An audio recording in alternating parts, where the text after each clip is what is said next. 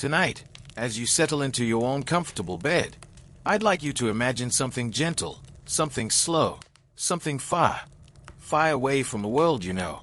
Not a dream, and not a story. Just a soft thought, drifting backward through time. A thought that carries you to a city that never truly slept. Ancient Rome. You are lying down, not in a modern room, but in a small upper-floor chamber of a Roman insula. A place built for thousands of lives stacked close together. The air is warm, almost heavy, filled with distant sounds that rise and fall like soft waves. Somewhere below, you hear the slow roll of a cart over uneven stones. Someone laughs in a nearby tavern. Not loudly, not sharply. Just a faint, blurred sound, like it traveled through centuries to reach you. Your bed is harder than you expect. The straw beneath you shifting slightly as you settle. The pillow is thin, and the blanket is only a worn woolen cloak. Outside your window, footsteps echo. Slow, steady, unhurried. A watchman making his rounds. The room isn't entirely silent. You hear someone shifting in the next apartment. A quiet cough, a murmured voice. The gentle creak of old wood settling for the night. This city breathes around you, its life continuing even when darkness settles. And as you lie there, you begin to realize something. Rome at night is not frightening, but it is busy, alive in ways your mind isn't used to. The gentle smoke of distant braziers drifts in the air, mixing with the aroma of baked bread from the midnight bakeries. Somewhere a dog barks once and then settles. A pot shifts on a balcony. A child half asleep murmurs to a parent. And while nothing here is dangerous, nothing here is loud. Everything is simply different. Different smells, different sounds, different rhythms of life moving through the darkness. Your modern body tries to adjust, but the heat, the closeness, the thin walls, the hum of distant voices, all blend together into a quiet, restless symphony. You shift again, trying to find a comfortable position, but the straw, the sounds, the breathing of neighbors, the uneven mattress, all remind you that you are far from home. And yet, despite everything, there is a beauty here, a gentle charm, a softness in the way the night wraps itself around this ancient city. But for someone from the modern world, with your quiet nights, your soft bed, your silent walls, surviving even one night here is almost impossible. Not because Rome is fierce, but because Rome is alive, always. And tonight, you will slowly discover why. As the soft weight of evening begins to settle across ancient Rome, the city loosens its grip on the heat of the day. The sun, which only hours ago pressed down hard upon clay roofs and crowded streets, now drifts slowly toward the distant line of hills. Its fading light stretches long across marble columns and dusty courtyards, making every shadow seem just a little longer, a little gentler. You can feel the city exhale a deep, quiet release after another day of relentless movement. Evening in Rome doesn't arrive in a single moment. It slips in gradually, like warm water filling a basin, one silent ripple at a time. First in the way the voices soften, then in the way the air cools, and finally in the way the colors change. The sky becomes a slow blending wash of amber, rose, and the faintest lavender, settling into the kind of calm that makes your eyes feel heavier, even if you're not tired yet. Down on the main streets, vendors begin packing away their goods. You see them folding cloths, stacking leftover fruit, brushing crumbs from wooden counters. Their motions are slow, almost rhythmic. Many of them have done this every day of their lives. They don't rush. They simply move with the same gentle pace as the changing sky. Early 1900s vintage historical oil painting style. Soft desaturated tones, subtle canvas texture, peaceful and nostalgic evening mood. AR-16:9. From where you stand, or perhaps from where you imagine yourself standing, you can see the way the city transitions into night. Lamps are not yet lit. Fires are not yet stirred. Instead, Rome holds itself in a delicate moment between day and darkness, the moment where people breathe just a little easier, knowing their long work is done. Families in simple tunics step outside to enjoy the evening breeze. Children chase each other across stone courtyards, their feet pattering softly. A pair of neighbors sit on a wooden bench, sharing a quiet conversation that drifts through the cool air like a half-forgotten melody. A dog curls up near a doorway, stretching its paws, as if settling down for its own kind of twilight rest. You can almost feel the warmth of the sun lifting from the stones beneath your feet, leaving behind a softer, milder touch. The city smells different now, less like sweat and dust, more like evening bread cooling in ovens, and the faint sweetness of crushed grapes lingering from tavern cups. A quiet breeze stirs, carrying hints of distant fields beyond the city walls. And above it all, the sky continues to dim, losing its colors one breath at a time. And as the daylight slips away, the city's workers begin their slow retreat from public spaces. A baker closes his shutters. A potter wipes clay from his hands as he locks his workshop. A young apprentice yawns as he stacks the last tools of the day. Even the pigeons seem to quiet, settling into crevices of old stone walls. In the forum, the last traces of sunlight reflect softly on polished marble. The statues of emperors, generals, and gods seem almost to glow with a pale orange shimmer before the darkness fully claims them. Each one stands motionless, as if preparing for the long night ahead. And though you can't hear their stories, you feel surrounded by centuries of history, resting quietly in the cool Roman air. Not far from the forum, old men sit together under a colonnade, discussing the day's gossip. Their voices blend into a soft hum. They aren't in a hurry to return home.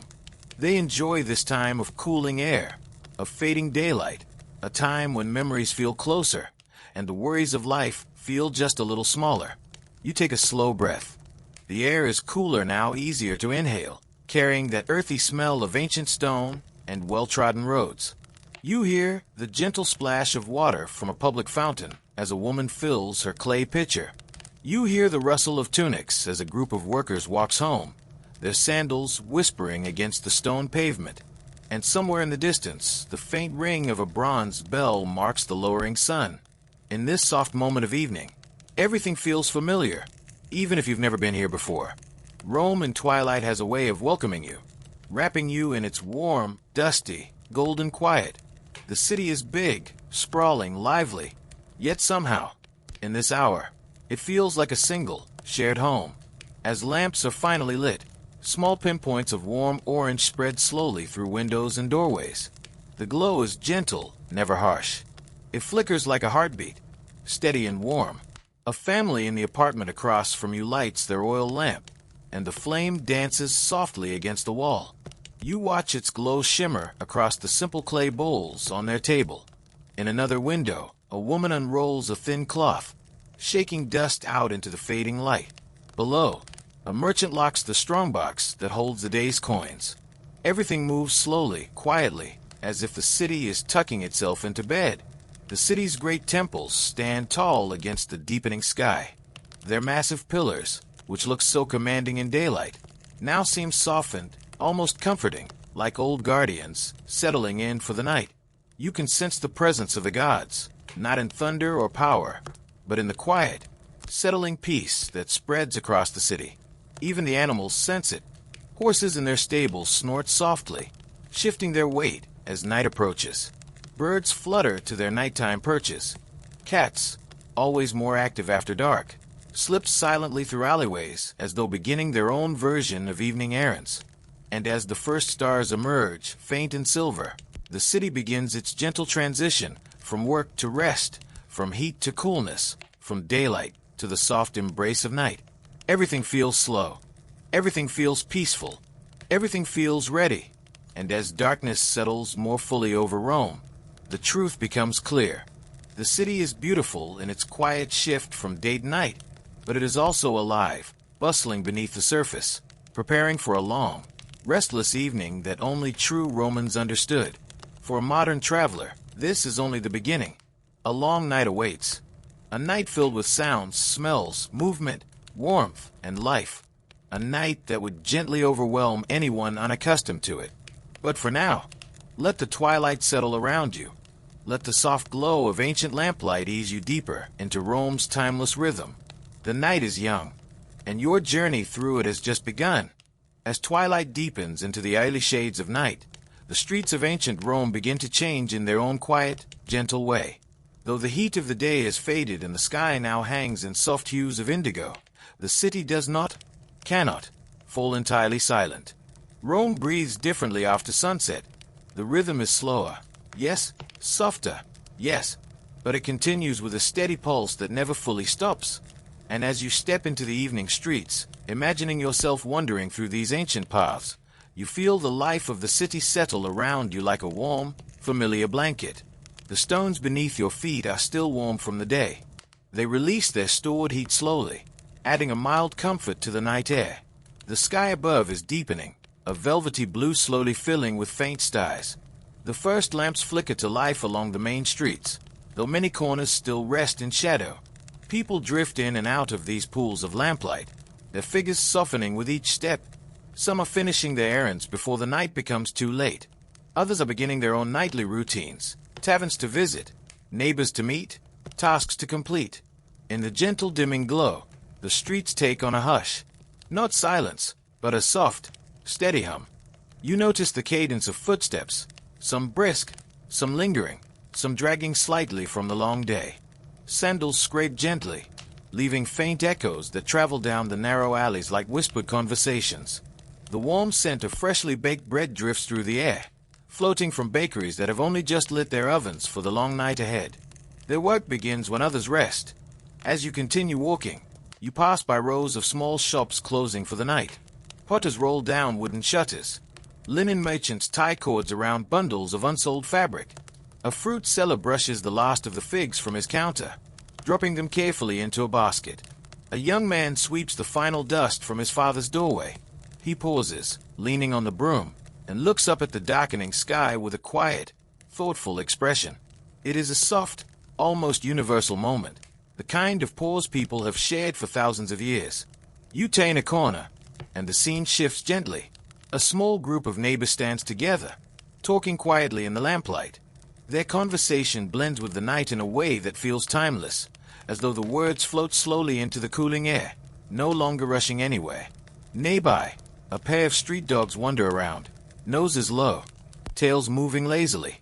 They seem comfortable here, familiar with the people, the sounds, the rhythm. One of them pauses to look at you, or they imagined you, with calm eyes. Then it continues padding down the road, blending back into the soft murmur of evening life. The street widens as you reach a more populated area, a small open space where several roads meet. A fountain flows steadily, its water catching the faintest glimmer from the lantern hanging above it. People gather there, waiting their turns to fill jars or wash their hands after the long day. The sound of water is soothing, like a quiet lullaby played against old stone. It mixes with the murmured conversations nearby, voices low and relaxed. A woman hums a simple tune as she fills her jar, her child leaning sleepily against her side. A man dips his hands into the cool fountain, splashing his face softly, letting the day wash away. In one corner, an elderly couple sits on a stone bench, sharing a small loaf of bread. They break the bread gently, handing each other the pieces with a familiarity that speaks of years spent side by side. Their soft laughter rises and falls, blending harmoniously with the water's steady rhythm.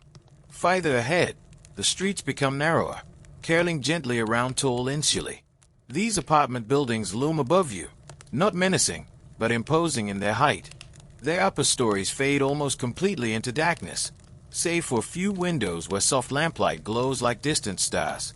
The walls carry the signs of a day lived fully: dust, scratches, faint marks from carts and wheels. And yet, even in their wear, there is a quiet dignity. These buildings hold thousands of lives, stacked closely together. Tonight, they hold thousands of dreams, thousands of breaths, thousands of softly spoken prayers. As you wander down another side street, you notice the scent of cooked herbs and warm broth drifting from an open window. Inside, a family gathers around a small wooden table. A child leans sleepily against his mother, rubbing his eyes as his father stays apart. The glow of an oil lamp lights their faces with a gentle, amber warmth. You continue onward, listening to the layers of sound that fill the evening. A distant cartwheel creaking, a merchant calling out his final offers, a tavern door opening with a soft thud, laughter spilling momentarily into the street before fading again as the door closes. Rome at night is not chaotic. It is full, yes, but full of gentle, human notes. Each sound is softened by distance, by the thickness of old stone, by the haze of twilight. The city feels like a great animal settling down, never fully asleep, but resting its head, letting out a long breath. In one of the quieter passages, you pass by walls covered with old, faded painted advertisements, gladiator posters, colorful murals worn by time, political slogans nearly invisible. They look like memories of daytime energy, now quiet, softened, and at rest. In the dim light, they appear almost like ghostly illustrations from another era. As you continue walking, a tavern comes into view. Its open doorway spills warm, flickering light onto the street. A few patrons sit at wooden tables outside, drinking watered wine and talking softly. Not rowdy, just the calm, tired conversations that rise after a long day's work. The tavern keeper steps out for a moment, wiping her hands on her apron, smiling at a familiar customer who approaches. A small group of teenagers passes by, laughing quietly, glancing into the tavern as though tempted to enter. But they continue walking. Their sandals tap a gentle pattern on the stones, fading into the distance. Further down the street, an older man sits beneath a street lamp, plucking soft notes from a long, lute-like instrument. He hums a slow tune, something ancient, something familiar, something that feels like a lullaby from a time long before yours. His voice is low, worn, and comforting. A few people pause to listen before moving on. You let yourself absorb these sounds, the music, the laughter, the murmurs, the faint echo of water, the soft clink of pottery. They blend together into a single, gentle harmony. Rome does not sleep, but Rome soothes. The streets guide you forward, deeper into the night, deeper into the heart of the city, deeper into the slow pulse of an ancient world that holds everyone close. Tired workers, curious wanderers, restless families, sleepless children. And then, as you round another bend, you find yourself in a quiet street lined with flickering lamps. The shadows move slowly across the walls as the flames dance. The air cools more noticeably here, and you feel it. This is the part of Rome where night truly begins. Hey, the city feels older, quieter, more tender. And as you stand there, you understand that Rome, in its own way, never really sleeps. It dreams with its eyes open. It breathes with slow, ancient lungs. And you, just for a moment, breathe with it. As the night continues folding gently over ancient Rome, you step away from the softly glowing streets and toward the tall, shadowy silhouette of an insula, a Roman apartment block rising several stories above the winding road. These buildings were the homes of thousands, stacked together like puzzle pieces. The very idea of space here feels different, far more intimate than anything you might know today. You pause outside for a moment, taking in the structure. By night, the insula looks older, quieter, almost contemplative. The wooden balconies creak faintly in the cool breeze. A thin line of lamplight seeps from under a distant doorway, sliding across the stone threshold like a warm ribbon. Upstairs, a few windows flicker with orange glows, while others sit completely dark, already surrendered to sleep. You approach the narrow entrance passage, a low archway carved from rough stone, its surface worn by countless hands over countless years. The smell of the building meets you immediately, a mixture of cooked food, clay, warm bodies, old wood, faint smoke, and the subtle earthiness of ancient plaster. Not unpleasant, just deeply lived in. Inside, the stairway is dim, lit only by a single small lamp hanging from a wooden peg. The flame wavers gently, casting soft golden arcs along the tight walls. The steps creak beneath your feet, each one a gentle reminder that these buildings were never designed for silence.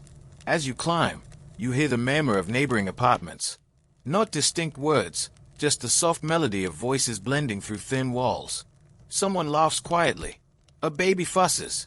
A man coughs once, then settles again. These sounds float like drifting threads, weaving through the night. On the second floor, a door stands open just a crack. You pass by slowly, catching a quick glance of a small family eating their last bites of dinner. Their plates are simple, their chairs mismatched, yet everything feels warm and close-knit. A grandmother hums to a toddler sitting on her lap, and the child's eyes are already heavy with sleep. You keep climbing, reaching your own rented room on the third floor, a space so small and narrow you could stretch your arms out and nearly touch both walls. And yet, stepping inside feels surprisingly comforting. The simplicity offers a kind of quiet you didn't expect. The room has only a handful of objects, each carefully placed. A wooden bed frame with a straw-filled mattress that sighs under your weight. A small shelf lined with a cup, a bowl, and a few pieces of fruit. A clay oil lamp sitting on a short stool near the wall. A thin woolen blanket folded neatly at the foot of the bed. Or a pair of sandals resting beside the doorway. There is no clutter, no noise of machines. Just the steady, peaceful sounds of other lives moving around you. You sit on the bed for a moment.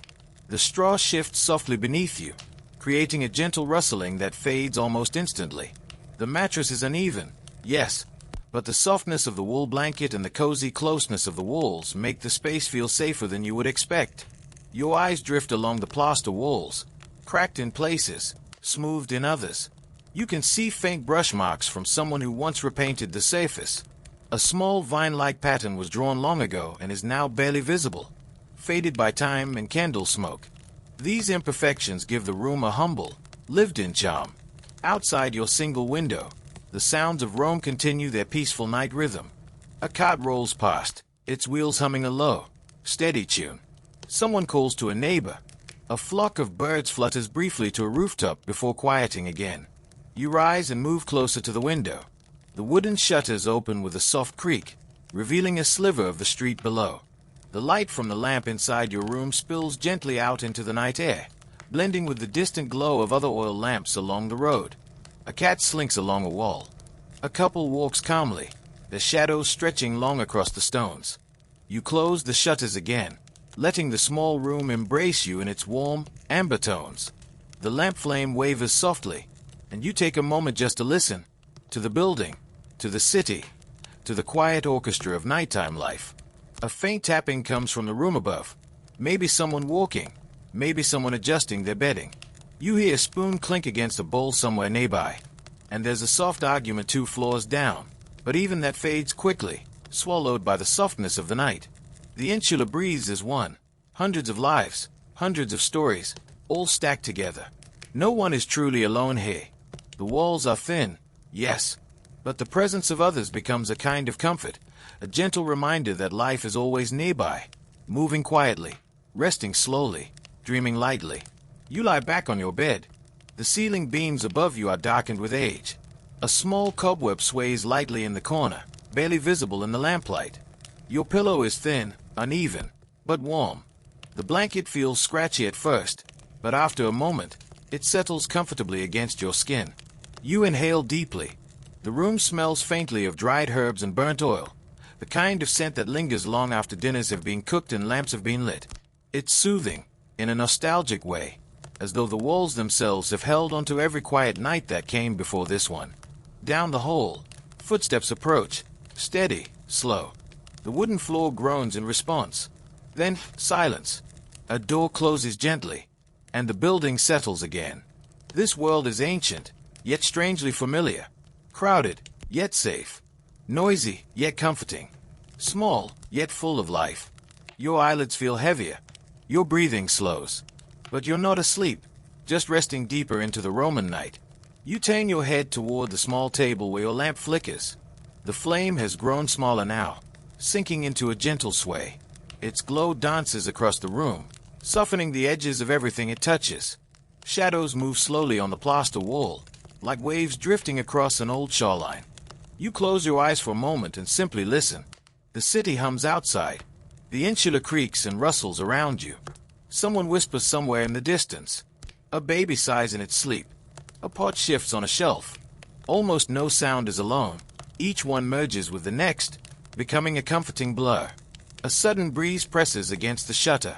The wood shifts gently, allowing a faint sliver of cool air to slip into the room. It carries with it the scent of night, stone, dust, distant fires, and the fading warmth of the day. You imagine how many thousands of nights in Rome have been just like this one. How many people have rested in rooms like yours? How many have listened to these same sounds? How many have tried to sleep through the laid lullaby of Roman life? As you lie there, the truth becomes clearer. Roman nights were never fully silent, never fully settled, never fully still. But they held a beauty, a closeness, a warmth that modern nights rarely know. You rise once more. just long enough to adjust the lamp wick before letting it dim further. The flame shrinks to a tiny ember-like glow, barely illuminating the room. Your bed invites you again, and you sink into its gentle unevenness. The night grows deeper. The city grows softer. Your breathing grows slower. Hey, in this tiny Roman room, surrounded by thin walls and shared warmth, you begin to feel exactly what every Roman felt. Not solitude, but connection. Not silence, but comfort. Not stillness, but safety in the gentle hum of life. And slowly, quietly, you drift deeper into the rhythm of the ancient night. Night in ancient Rome has a scent that is unlike anything a modern traveler would expect. Not sharp, not overwhelming, not frightening. Just layered, textured, complex, the kind of fragrance that tells a story even before the city speaks a single word. It begins softly the moment you step outside your insular room. The air is cooler now, cooled by the absence of the sun's relentless weight. But the night carries its own warmth, faint, gentle, rising from stone and clay that have absorbed the day's heat and now breathe it back in slow, steady waves. You pause near the stairwell, and the aroma of cooked grains drifts upward from a neighbor's room. Someone is preparing a late-night meal or warming leftovers over a low flame. The scent is comforting, like barley porridge mixed with herbs, softened by long cooking and shared by a family who is settling into the night. As you descend the stairs and step back into the street, a new layer folds over the first. The distant but unmistakable smell of wood smoke curls through the air. Fires glow gently in hidden courtyards and small kitchens tucked behind shops. Some families boil water for washing, others simmer vegetables and legumes to prepare for the next morning's meals.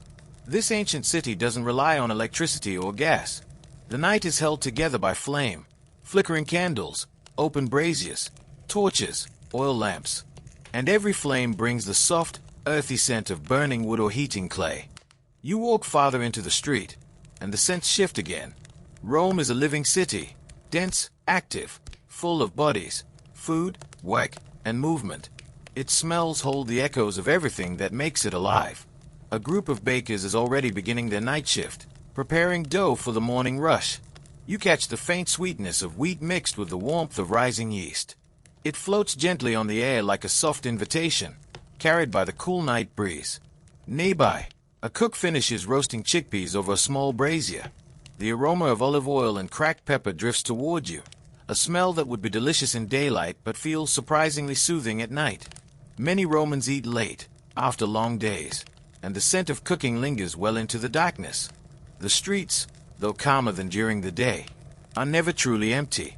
People pass by you softly, some carrying baskets, some heading home from work, some stepping out for a quick visit to a friend. Their clothes carry their own scents, a touch of animal wool, a hint of dried herbs tucked into a belt, or the faint sweetness of perfume made from crushed flowers. These gentle aromas blend into the night air, merging with smoke, food, and stone. And then, another scent joins the mix, one that belonged to every ancient city, and that Rome could not escape. The earthy, honest smell of open drains and wastewater channels. Not overpowering, not dainty in a modern sense, just a natural part of life in a world before underground pipes and sanitation systems. Along the edges of the street, narrow drainage channels carry water, waste, spilled wine, rain runoff, and whatever else the day leaves behind. The smell is different here, a humbling reminder of how close ancient people lived to the elements. You move past it slowly, and the scent fades again, replaced by the warm fragrance of roasted grain coming from a nearby bakery. The night carries you gently from one aroma to another, and you begin to understand. A Roman evening is not a single scent, but a tapestry of many, each thread belonging to a different corner of life. As you continue walking, you pass a small household shrine built into the wall of someone's home. The faint smell of recently burned incense lingers around it, sweet and resinous, like pine sap warmed by a candle. Offerings of dried flowers sit nearby, their petals curling slightly in the cool air. The shrine feels peaceful, almost sacred, glowing faintly in its tiny niche. Farther ahead, you hear the slow churning of a mill wheel turning in the distance. Though most mills rest at night, a few run late, their work is continuing long past sundown. The faint smell of crushed grain hangs around them, blending with the damp scent of water flowing beneath the wheel. A tavern door opens as you walk by. releasing a burst of warm air filled with the scent of wine, diluted with water and herbs. Inside, a few patrons sit hunched over wooden cups, their voices soft and tired. The rich, fermented aroma drifts outward and then settles back into the tavern as the door closes gently behind them. The air cools as you enter a quieter part of the city, stone-paved roads surrounded by taller buildings that block the remaining lamplight. Hey, the scent of old stone becomes more noticeable, a faint mineral smell, mixed with the dryness of aging plaster and the cool dampness of shaded walls. A cat darts across the street, slipping into an alley. You follow it with your eyes, watching the soft curve of its tail disappear behind a stack of clay jars. Even the air in the alley smells different, colder, more still, touched only by the faint aroma of stray vegetables discarded by a nearby kitchen. You return to a main roadway, feeling the warmth of life again. A group of women stands near a doorway, gossiping in quiet tones. Their scents carry touches of lavender and crushed herbs, natural perfumes stored in small clay pots. The scent is faint, but pleasant, and surprisingly calming. Another family empties a small pot of dishwater into the drain, the splash echoing softly. A man closes his workshop for the night, the scent of fresh cut wood clinging to his clothes. A donkey passes by with its owner, the smell of straw and leather accompanying them as they fade into the distance. Every step you take reveals a new layer, a new fragrance, a new reminder that Rome is alive in every breath of the night.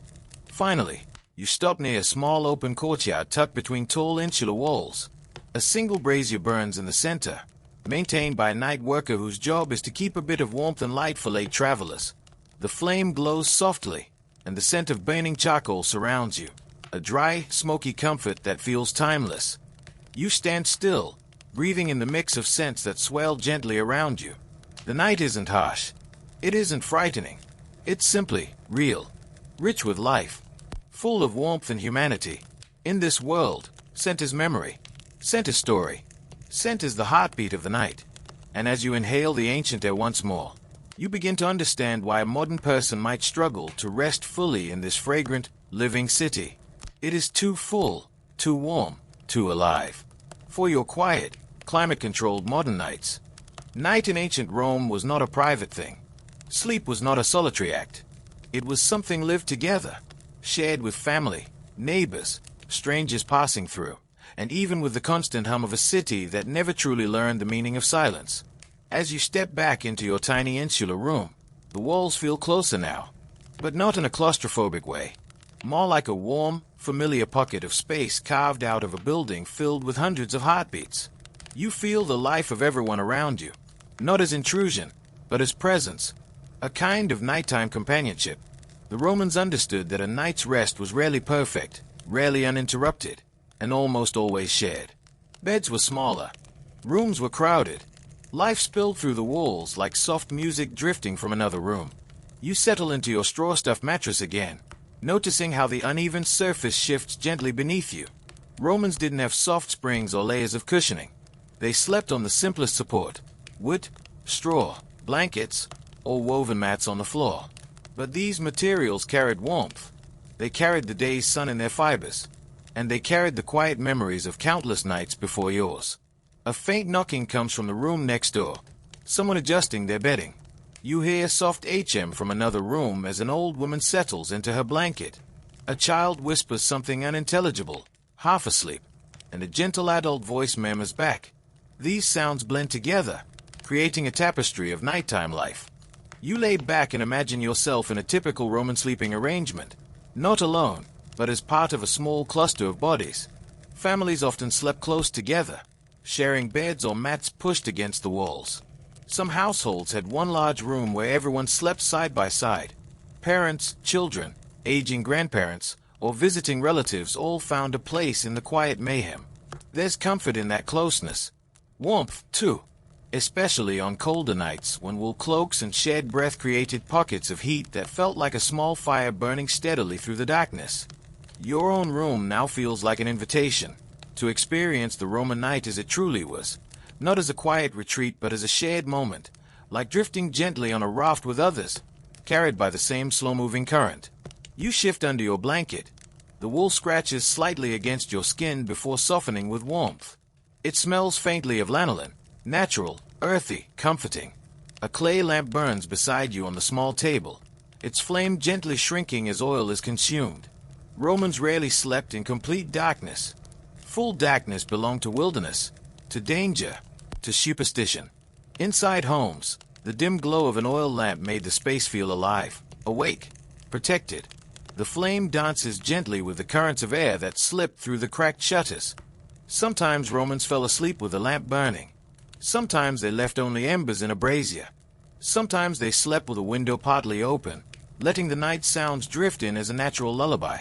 Tonight, your ears catch 1,000 tiny rhythms. The distant roll of a cartwheel, the soft murmur of neighbors, the squeak of a rope pulling a shutter closed, the occasional meow of a roaming cat, the faint echo of laughter from a nearby tavern, the low hum of conversation as people settle into bed. Nothing is sharp. Nothing is startling. Everything feels like layers of soft linen floating through the air. You turn your head and imagine the typical Roman bedding arrangement more clearly. A family might have a single low wooden bed frame with one large mattress stuffed with straw or reeds.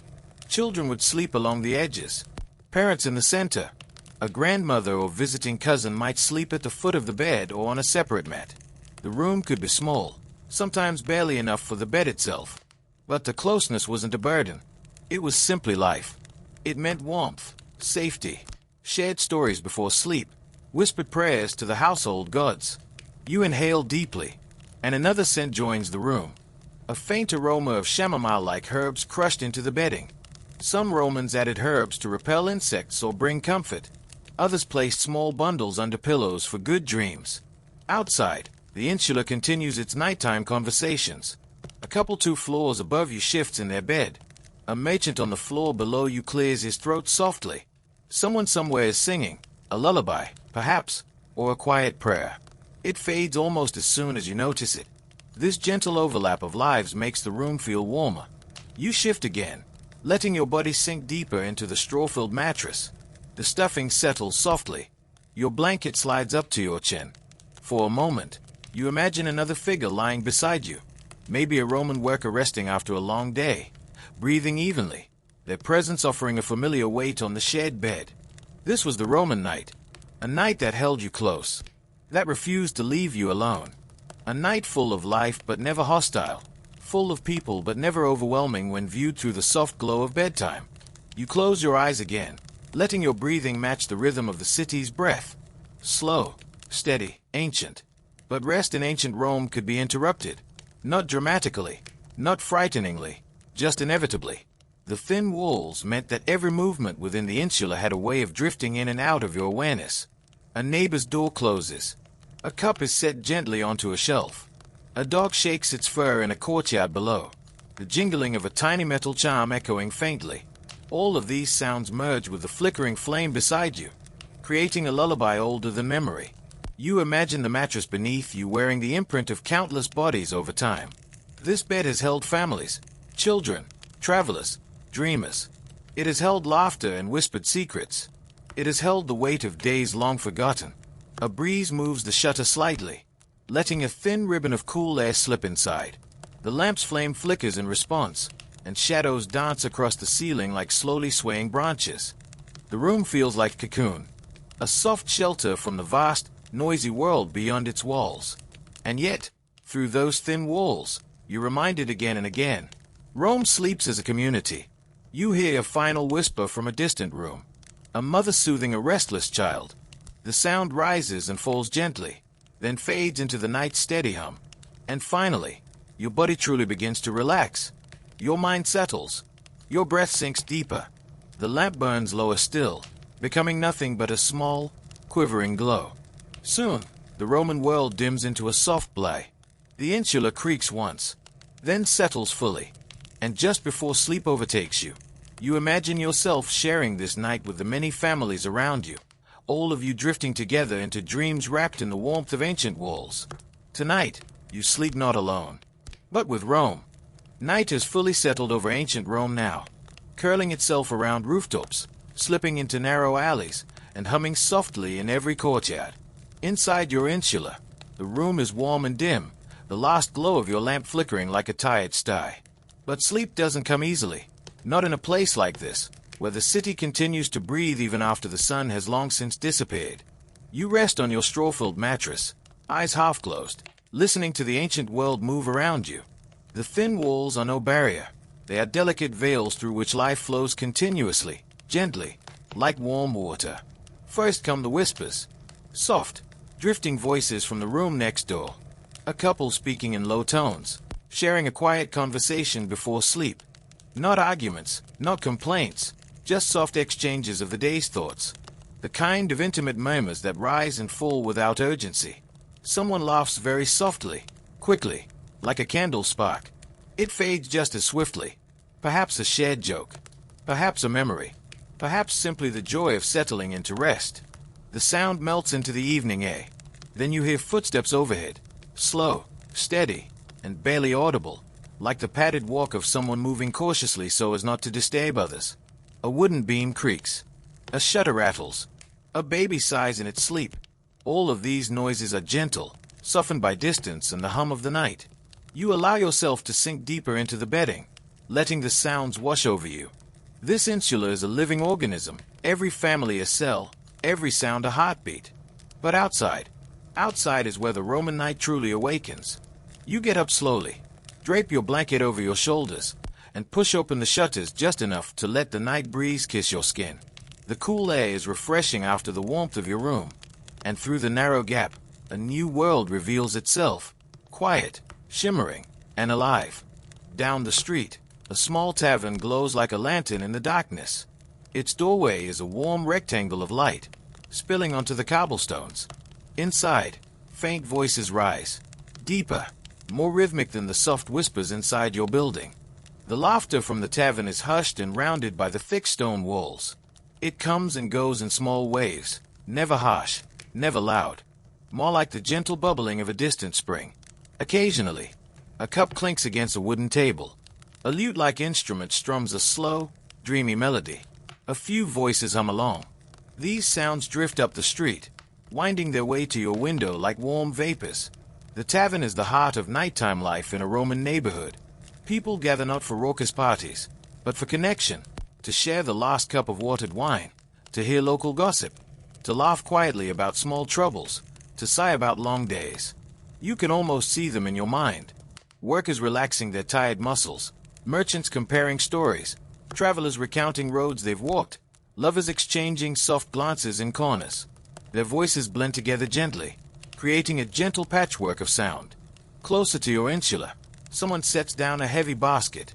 The thud echoes softly. A donkey brays once before settling into silence again. A neighbor wishes another a good night. Their voice is warm and familiar. You breathe deeply. The air is full of movement, but none of it disturbs you. The sounds feel like layers of comfort, wrapping around the quiet of your room. The neighborhood is alive, but not restless. It exists in a steady hum, not a buzzing chaos, but a warm murmur. You decide to step outside for a moment.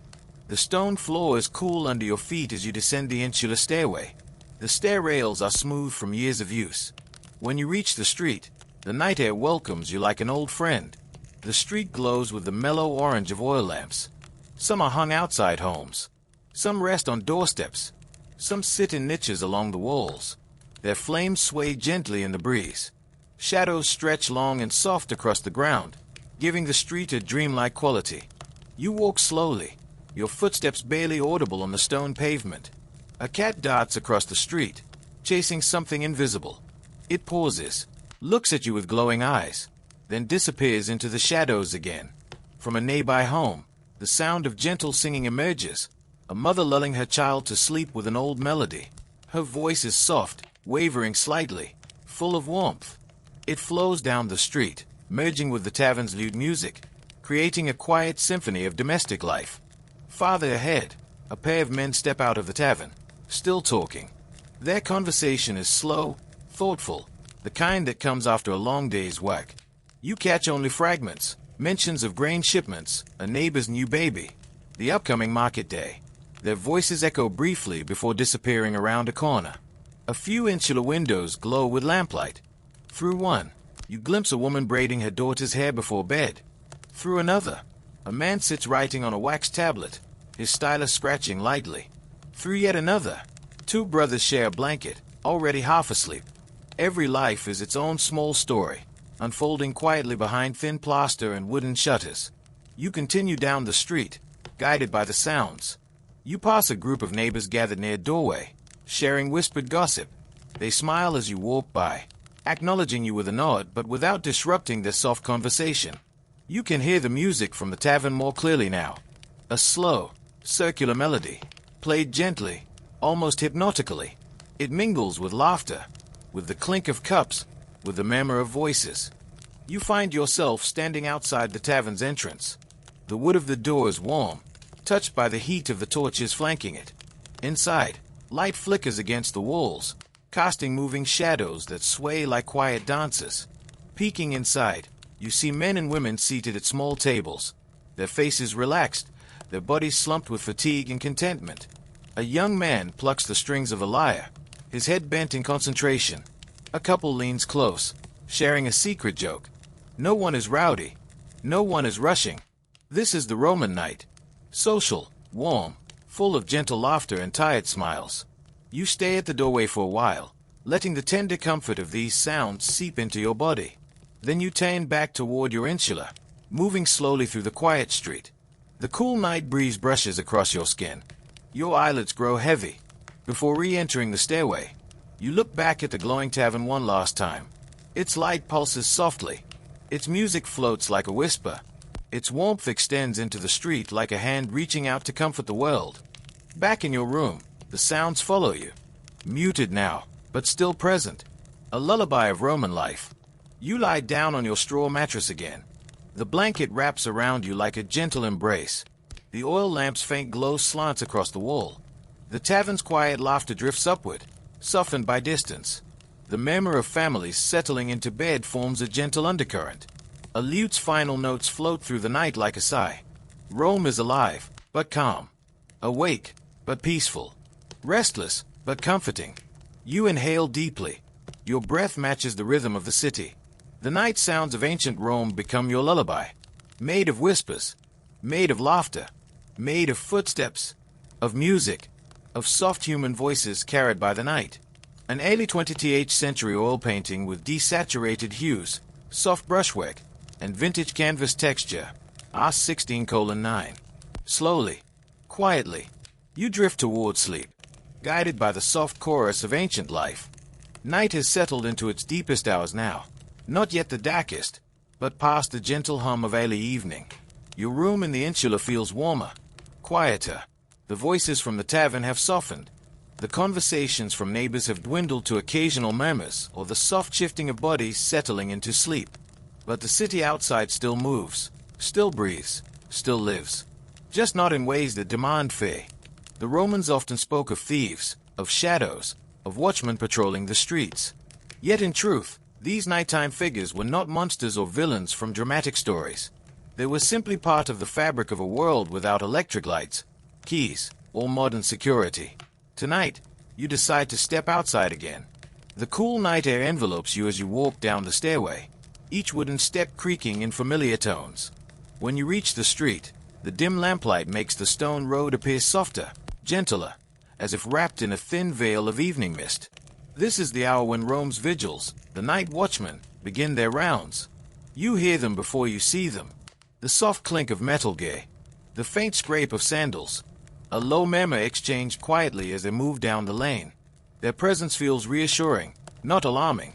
They are caretakers of the sleeping city, men who walk the roads with calm discipline, keeping watch over fires, mischief, and anything that might disturb the uneasy peace of the night. The watchmen nod to you as they pass, offering a silent acknowledgement. Their torches emit a gentle orange glow that bends and curves with the breeze. They walk slowly, methodically, peering into narrow alleys, checking doorways, ensuring no unattended flame threatens the city's fragile wooden structures. In a world built from wood, straw, and clay, a single fire could change everything.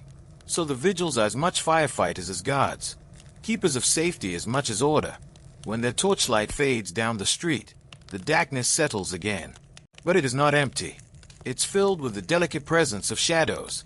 The shadows in Rome at night are soft, stretched like silk across walls and doorways. They sway gently when lantern flames flicker. They pool quietly in corners where lamplight cannot reach. They move only when you move, or when the breeze nudges a shutter open. They are not figures waiting to startle you. They are simply the natural companions of a world without bright lights. Calm, steady, peaceful. You walk farther down the street, listening to the echoes of your own footsteps. Another sound joins them, the slow rolling of a cart. A single donkey pulls it, guided by a man who speaks to the animal in a soft, rhythmic voice. His cart carries bundles of firewood to deliver to homes and taverns before morning. He nods politely as he passes you, the donkey's hooves clicking in a gentle, repetitive pattern. As you continue onward, you notice a figure standing near a wall, partially hidden by the dimness. Your breath slows, but the figure steps into the light, revealing nothing frightening at all. Just a young woman carrying a basket, waiting for a friend who left the tavern moments earlier. She smiles shyly as she passes you. The night in Rome is social, shared, communal, even in its quietest hours. You turn down a narrow alleyway, the stones cool and damp beneath your feet. Hey, the shadows feel slightly thicker, the air slightly cooler. A shutter creaks overhead. A pot rattles faintly as someone adjusts their belongings inside. Then you hear a subtle rustling, like someone moving just ahead of you. When you approach, the source becomes clay. A stray dog nosing through discarded vegetable scraps, wagging its tail lazily when it notices you. This is the danger so often whispered about. A dog in search of food. A restless neighbor stepping outside for fresh air. A young man walking home with a loaf of bread under his arm. A child peering from a window to see what the night looks like. You continue walking, and soon reach a crossroads where three small streets meet. In the center stands a street shrine, a lurarium dedicated to the household gods. Someone has recently burned incense here. The faint scent lingers, calming, sweet, almost floral. A small clay lamp still glows beside the offering bowl, its flame steady. These shrines watch over neighborhoods, protecting families and travelers alike. Passing one at night feels soothing, like stepping briefly inside a quiet temple. You pause and breathe deeply. The air tastes of smoke, olive oil, and the faint perfume of crushed leaves. A distant shout breaks the silence, not a cry of distress, but an argument between two neighbors closing their shop too late. Their voices rise, then fall, then soften into tired laughter. This too is part of the night. At another corner, you pass a beggar sleeping under a portico, wrapped in a worn cloak. His breathing is slow and deep, unbothered by the sounds around him. Beside him lies a half-eaten loaf of bread, a small treasure in the ancient world. Nothing about this scene feels threatening. It feels human, real, a reminder that Roman nights hold all kinds of lives, rich, poor, weary, joyful, all resting under the same dim sky. You make your way back toward the tavern you passed earlier. The music inside has slowed almost to a whisper. Only a few patrons remain. Two older men sharing a final conversation over watered wine. The lute player plucking soft notes without urgency. The night feels old here, softened, like an ancient painting unfolding around you. The tavern keeper steps outside, sweeping the doorstep with slow strokes. She meets your eyes and smiles warmly, her lantern casting gentle light across her face. The street behind her glows in a warm amber tone, while the rest of the city fades into deep blue shadows. You continue walking, letting the calmness of the hour guide your steps. The last few watchmen pass by in the distance, their torches glowing like tiny stars drifting through narrow streets. You return to your insular staircase, place your hand on the familiar wooden rail, and climb slowly. The interior feels warmer than the street, filled with breathing, sleeping bodies hidden behind thin walls. In your room, the lamp has nearly died. Only a faint ember-like glow remains. The bed welcomes you again, and you slide beneath the wool blanket. The sounds of Rome continue softly outside. A whisper here, a footstep there, a far-off laugh carried by the breeze. These are the dangers of ancient Rome. Not storms, not monsters, not terrors, but lives intertwining. Voices drifting, watchmen walking, shadows shifting gently. And as your eyes close, the truth settles gently into your thoughts.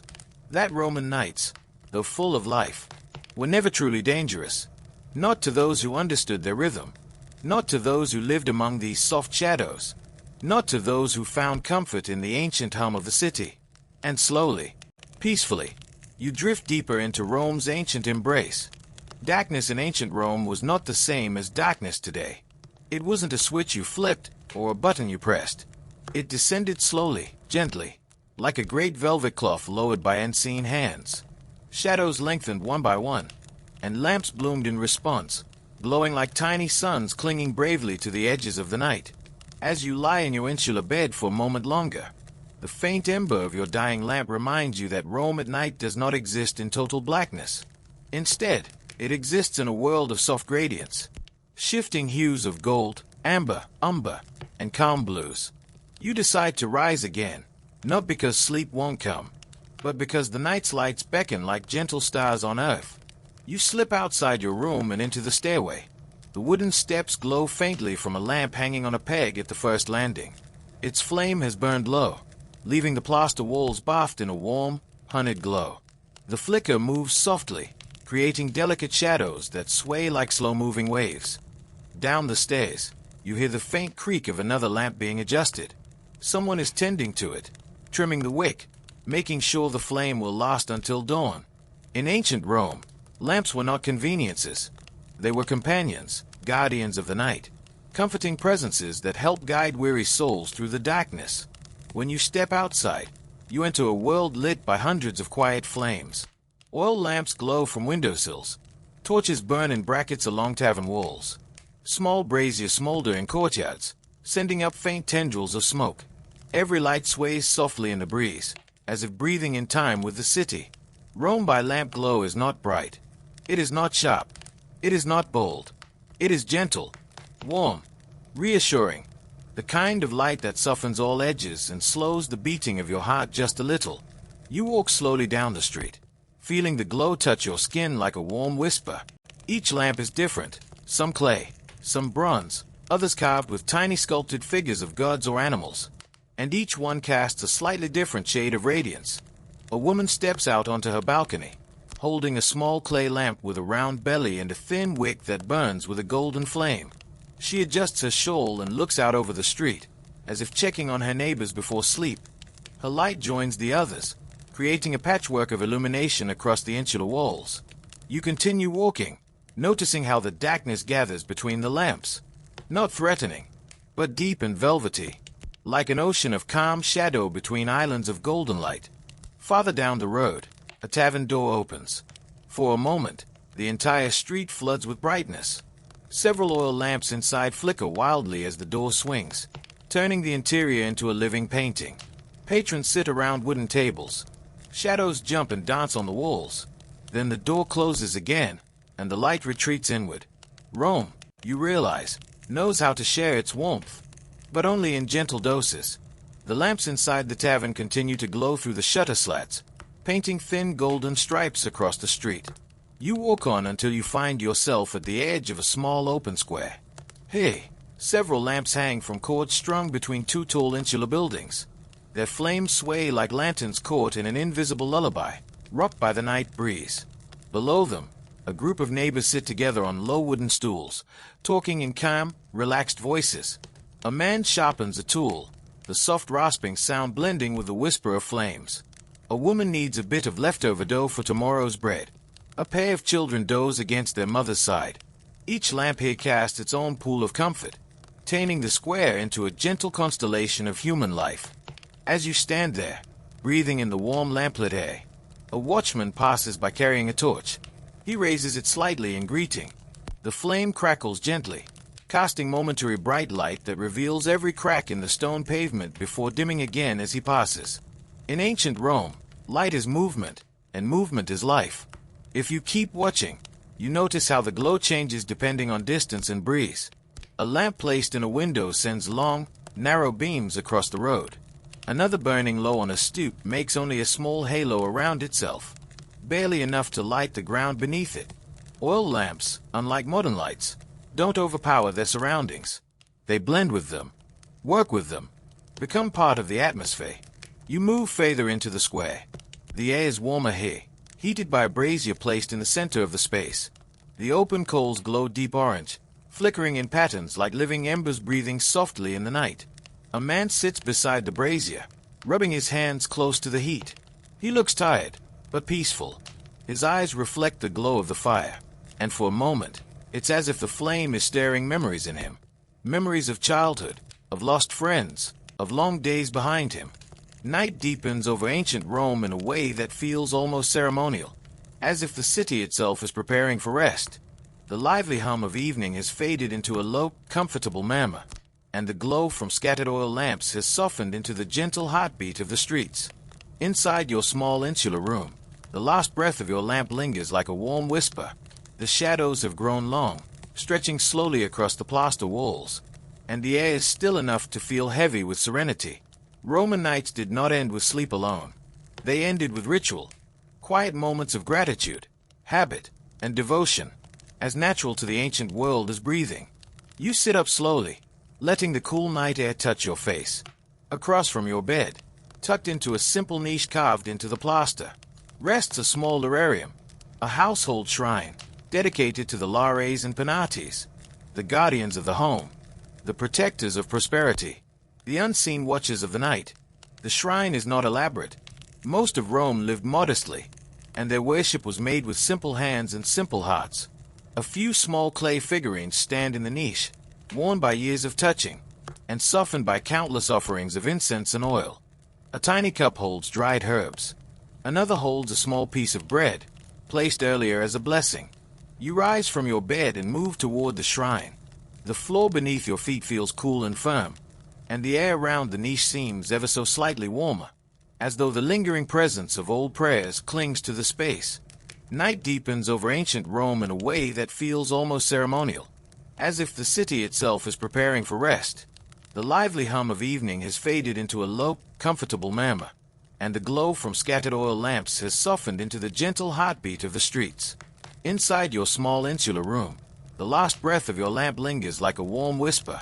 The shadows have grown long, stretching slowly across the plaster walls, and the air is still enough to feel heavy with serenity. Roman nights did not end with sleep alone. They ended with ritual, quiet moments of gratitude, habit, and devotion, as natural to the ancient world as breathing. You sit up slowly, letting the cool night air touch your face. Across from your bed, tucked into a simple niche carved into the plaster, rests a small lurarium, a household shrine dedicated to the Lares and Penates, the guardians of the home, the protectors of prosperity, the unseen watchers of the night. The shrine is not elaborate. Most of Rome lived modestly, and their worship was made with simple hands and simple hearts. A few small clay figurines stand in the niche, worn by years of touching, and softened by countless offerings of incense and oil. A tiny cup holds dried herbs. Another holds a small piece of bread, placed earlier as a blessing. You rise from your bed and move toward the shrine. The floor beneath your feet feels cool and firm, and the air around the niche seems ever so slightly warmer, as though the lingering presence of old prayers clings to the space. You pick up the small clay lamp resting at the shrine's base. Its bowl is stained with old soot, its wick frayed slightly from many nights of gentle burning. You add a few drops of oil and light it, the flame blooming softly, rising like a quiet sigh into the night. The warm glow fills the niche, and spills softly across the room, bringing the figurines to life. Their rounded faces seem to smile in the lamplight, or perhaps it is simply the trick of the shadows, playing on the clay features like ancient memories made visible. Romans often whispered short prayers before sleep, not elaborate chants or long ceremonies, but soft, private words, spoken in the same tone one might use with an old friend. Tonight, the words come naturally to you, not in Latin perhaps, but in the gentle language of gratitude and calm. Thank you for the safety of the night. Thank you for warmth. Thank you for the walls around me. Protect the household. Guard those who sleep. Let the night pass quietly. You place the lamp back into the niche and sit quietly before it. The flame sways, casting tiny ripples across the plaster, like the surface of a peaceful pond touched by a breeze. Outside, you hear the faint sounds of your neighbors preparing for sleep as well. A woman across the hall whispers a blessing over her child. An elderly man taps his cane softly as he moves to his bedding. Someone closes a shutter gently, the wood making a soothing thump as it finds its place. The night is communal here, a shared settling, You turn again to the shrine and study the small drawn patterns around its border. Faded pigments hint at old painted vines. Tiny leaves curling along the plaster in warm reddish-brown strokes. Once vibrant, now soft and aged. The drawings remind you that generations before you stood in front of this very niche, speaking their hopes, their fears, their gratitude. The shrine has held their whispers in yours, layer upon layer, a place where human warmth collects like sediment of the heart. You can imagine a Roman child standing here years ago, placing a flower petal near the lamp. You can picture a mother pressing her fingers to the clay figures before her husband left for work at dawn. You can sense a lonely traveler offering a quiet prayer while renting this small room before moving on to another part of the empire. The shrine has seen countless lives, and tonight, it sees yours. You sit back on your heels, watching the lamp gently flicker. The air is filled with a mix of scents: warm oil, dried herbs, and the faint sweetness of baked bread. A soft breeze slips through the shuttered window, making the flame bow gracefully for a moment, before rising again.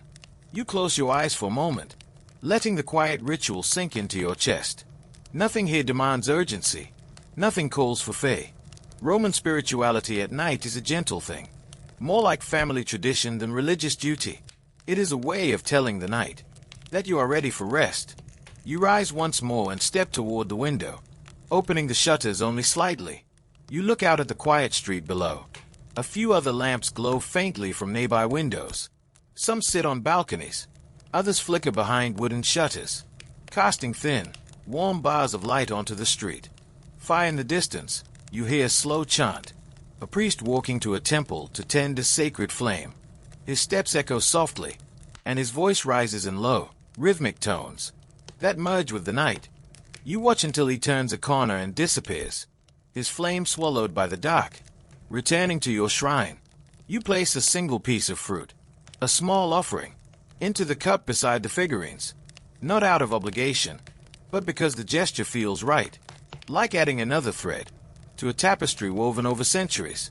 The lamp, now burning steadily, casts light across your hands. You rest them on your knees, feeling the warmth of the flame, as if the lares themselves are gently acknowledging your presence. The quiet grows deeper, the walls feel warmer, and the air becomes thicker with calm. Then something beautiful happens.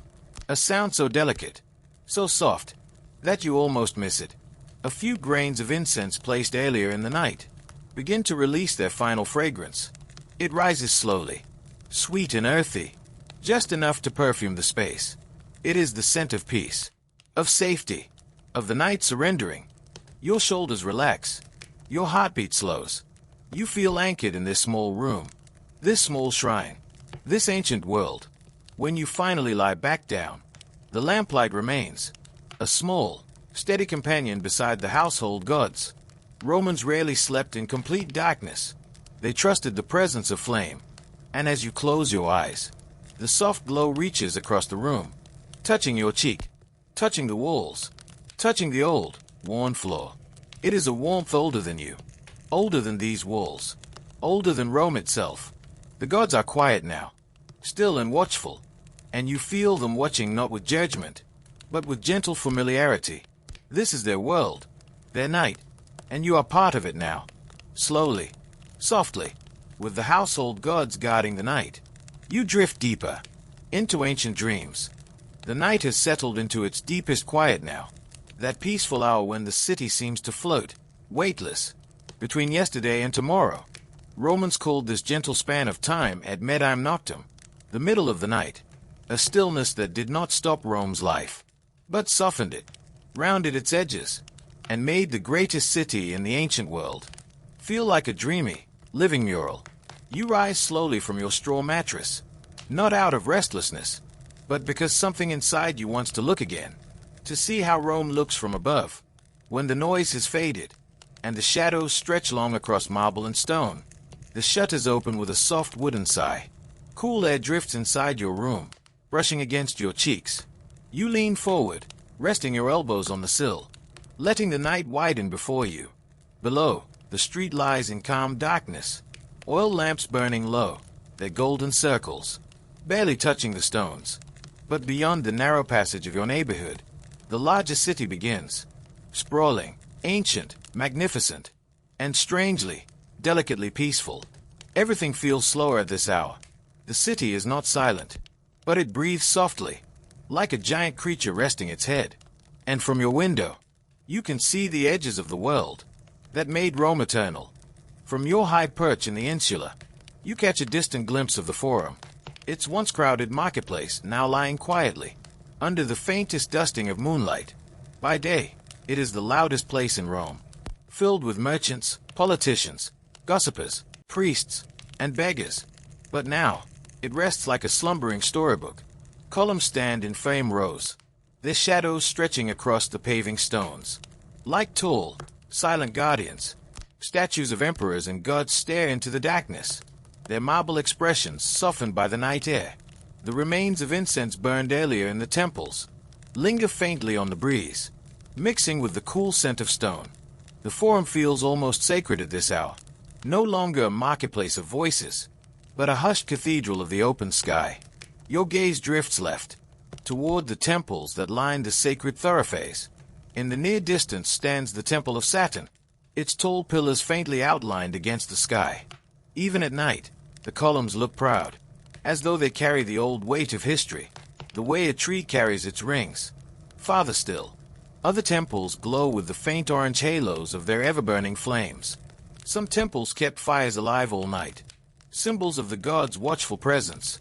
And though you cannot hear them from where you stand, you know that inside those temples, a priest or priestess moves slowly, maintaining the sacred light, tending to the God within, whispering prayers that rise like smoke toward the open heavens. A softly illuminated Roman temple at night, its tall columns glowing from faint internal lamplight, a priest tending a small eternal flame inside, painted in early 20th century classical style with desaturated tones, warm amber glow, and fine canvas texture R16:9. There is something comforting in knowing that, while the city rests, some flames never extinguish. You close your eyes for a moment, and imagine yourself walking through the Forum right now, your footsteps echoing lightly between the great colonnades. At this hour, the roads would be almost empty. Only the occasional night watchman or roaming dog would share your company. The stones beneath your feet would still hold traces of the day's warmth, now fading into the cool breath of night. The air would taste of dust, stone, and the faint incense of temples long closed. And the colonnades, those enormous rows of stone columns, would feel like walking through the ribs of Rome itself. Protective, ancient, calm. The lamps set at the bases of certain pillars would cast faint circles of light upward, making the tops of the columns vanish into darkness, like trees disappearing into a starless canopy. Walking there, you would hear nothing but your own breath and the distant hum of life from the insulae behind you. Back at your window, you keep watching the great city as it lies stretched before you like a sleeping giant. The tiled rooftops look like waves in a frozen sea, curving softly, each one holding tiny pockets of lamplight and shadow. A few rooftops hold small gardens, where herbs sway gently in the nighttime breeze. Others have laundry hanging from ropes, moving faintly like slow, sleepy ghosts. You notice a distant rooftop where family sits together, sharing a quiet moment before bed. They are only silhouettes from this far away, but you can see the shape of a man leaning back on his hands, a child curled at his side, a woman brushing her hair with long, slow strokes. Rome, even at night, holds thousands of lives moving gently in the dark. You remain at your window long enough to feel the subtle shift in the night. Rome has a rhythm, and even its darkness has phases. The middle of the night, when everything is soft, silent, slow, is beginning to lean gently toward dawn. Not Philly, not yet, but the air feels different, cooler, lighter, with the faintest hint of morning hidden somewhere far beyond the hills. The lamplight on the streets seems to dim slightly as the sky above deepens into a richer hue of blue. Somewhere beneath you, a neighbor coughs softly, a child stays in sleep, a shutter taps in the wind. Rome is stretching, just a little, barely shifting in its ancient slumber. You take a deeper breath. The night air feels pure, tinged with the cold smell of stone. and the distant scent of elevate bread, beginning to rise from the bakeries that always start before dawn. You close the shutters gently, letting the room darken again. The small glow of your lurarium lamp rests warm against the wall. You lie back down on your bed, letting everything you saw, the temples, the rooftops, the columns, the distant statues, float gently through your thoughts. Rome at night is a world of quiet majesty, a world that holds your breath, your gaze, your heart, and then releases them, softly, into sleep. Slowly, deeply, you drift back toward slumber, guided by the city beneath your window. The night in ancient Rome never belonged only to rest. While many citizens slept, curled on straw pallets, wrapped in worn wool cloaks, dreaming softly under dim lamplight, others began their work. Quiet, steady, rhythmic work that shaped the life of the city long before dawn ever reached the rooftops. From your insular window, the world had seemed peaceful, wrapped in deep blue shadows. But now, as you step back into the street, you feel the subtle shift. Not louder, not brighter, just different. As if another layer of Rome has awakened. One that moves carefully beneath the stillness, performing quiet labors that keep the city alive. The air has grown cooler, and the scents have changed. The faint aroma of incense from temple shrines is now replaced by something warmer, heartier. It drifts through the night like a soft blanket, wrapping the narrow streets in a comforting, familiar warmth. You follow it without thinking. Your steps slow, your breathing deeper, your senses softened by the sweetness of rising dough. The bakeries of Rome open long before the sun even hints at the horizon. Bread is the heartbeat of every Roman household, and so long before families rise, before children stir in their beds, before merchants assemble their stalls, the bakers are already working, hands deep in flour, faces glowing in the firelight. You approach a bakery tucked into the side of a stone building. Its doorway is wide open to release the heat. Inside, the glowing shape of a large clay oven, a fornax, casts warm light onto the walls. The bakers work quietly, kneading, shaping, dusting, lifting. Their movements are steady and practiced, like dance steps performed hundreds of times before. The heat of the oven radiates outward, turning the early morning chill into something gentle and welcoming. You step closer, feeling the warmth kiss your skin. One baker, young, lean, with flour dusting his arms like powdered snow, pushes a long wooden paddle into the oven, sliding another loaf into place. The smell intensifies as the dough begins to rise. It is sweet, nutty, almost calming, carried through the streets like a promise of morning. The bakers do not speak much. Words would break the rhythm. Instead, they work in a kind of peaceful silence, accompanied only by the crackling of the fire and the soft thump of dough meeting the wooden table. You watch for a while, hypnotized by their steady motions. Eventually, you step away from the bakery and continue your walk deeper into the nightlit streets. A faint clatter approaches, soft, uneven, rhythmic. Soon, the silhouette of a cart appears, pulled by a patient donkey whose ears flick gently in the cool air. The cart's wooden wheels scrape lightly against the cobblestones, echoing softly through the sleeping neighborhood. This is a night carter, one of many who move goods across the city.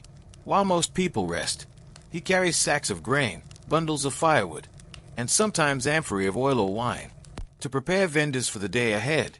The man walks beside his donkey, his hand resting gently on its neck. He whistles occasionally, a slow, calming tune meant more to comfort the animal than to entertain himself. As he passes you, he nods with a tired smile, not startled by your presence, as if night wanderers are simply part of his landscape.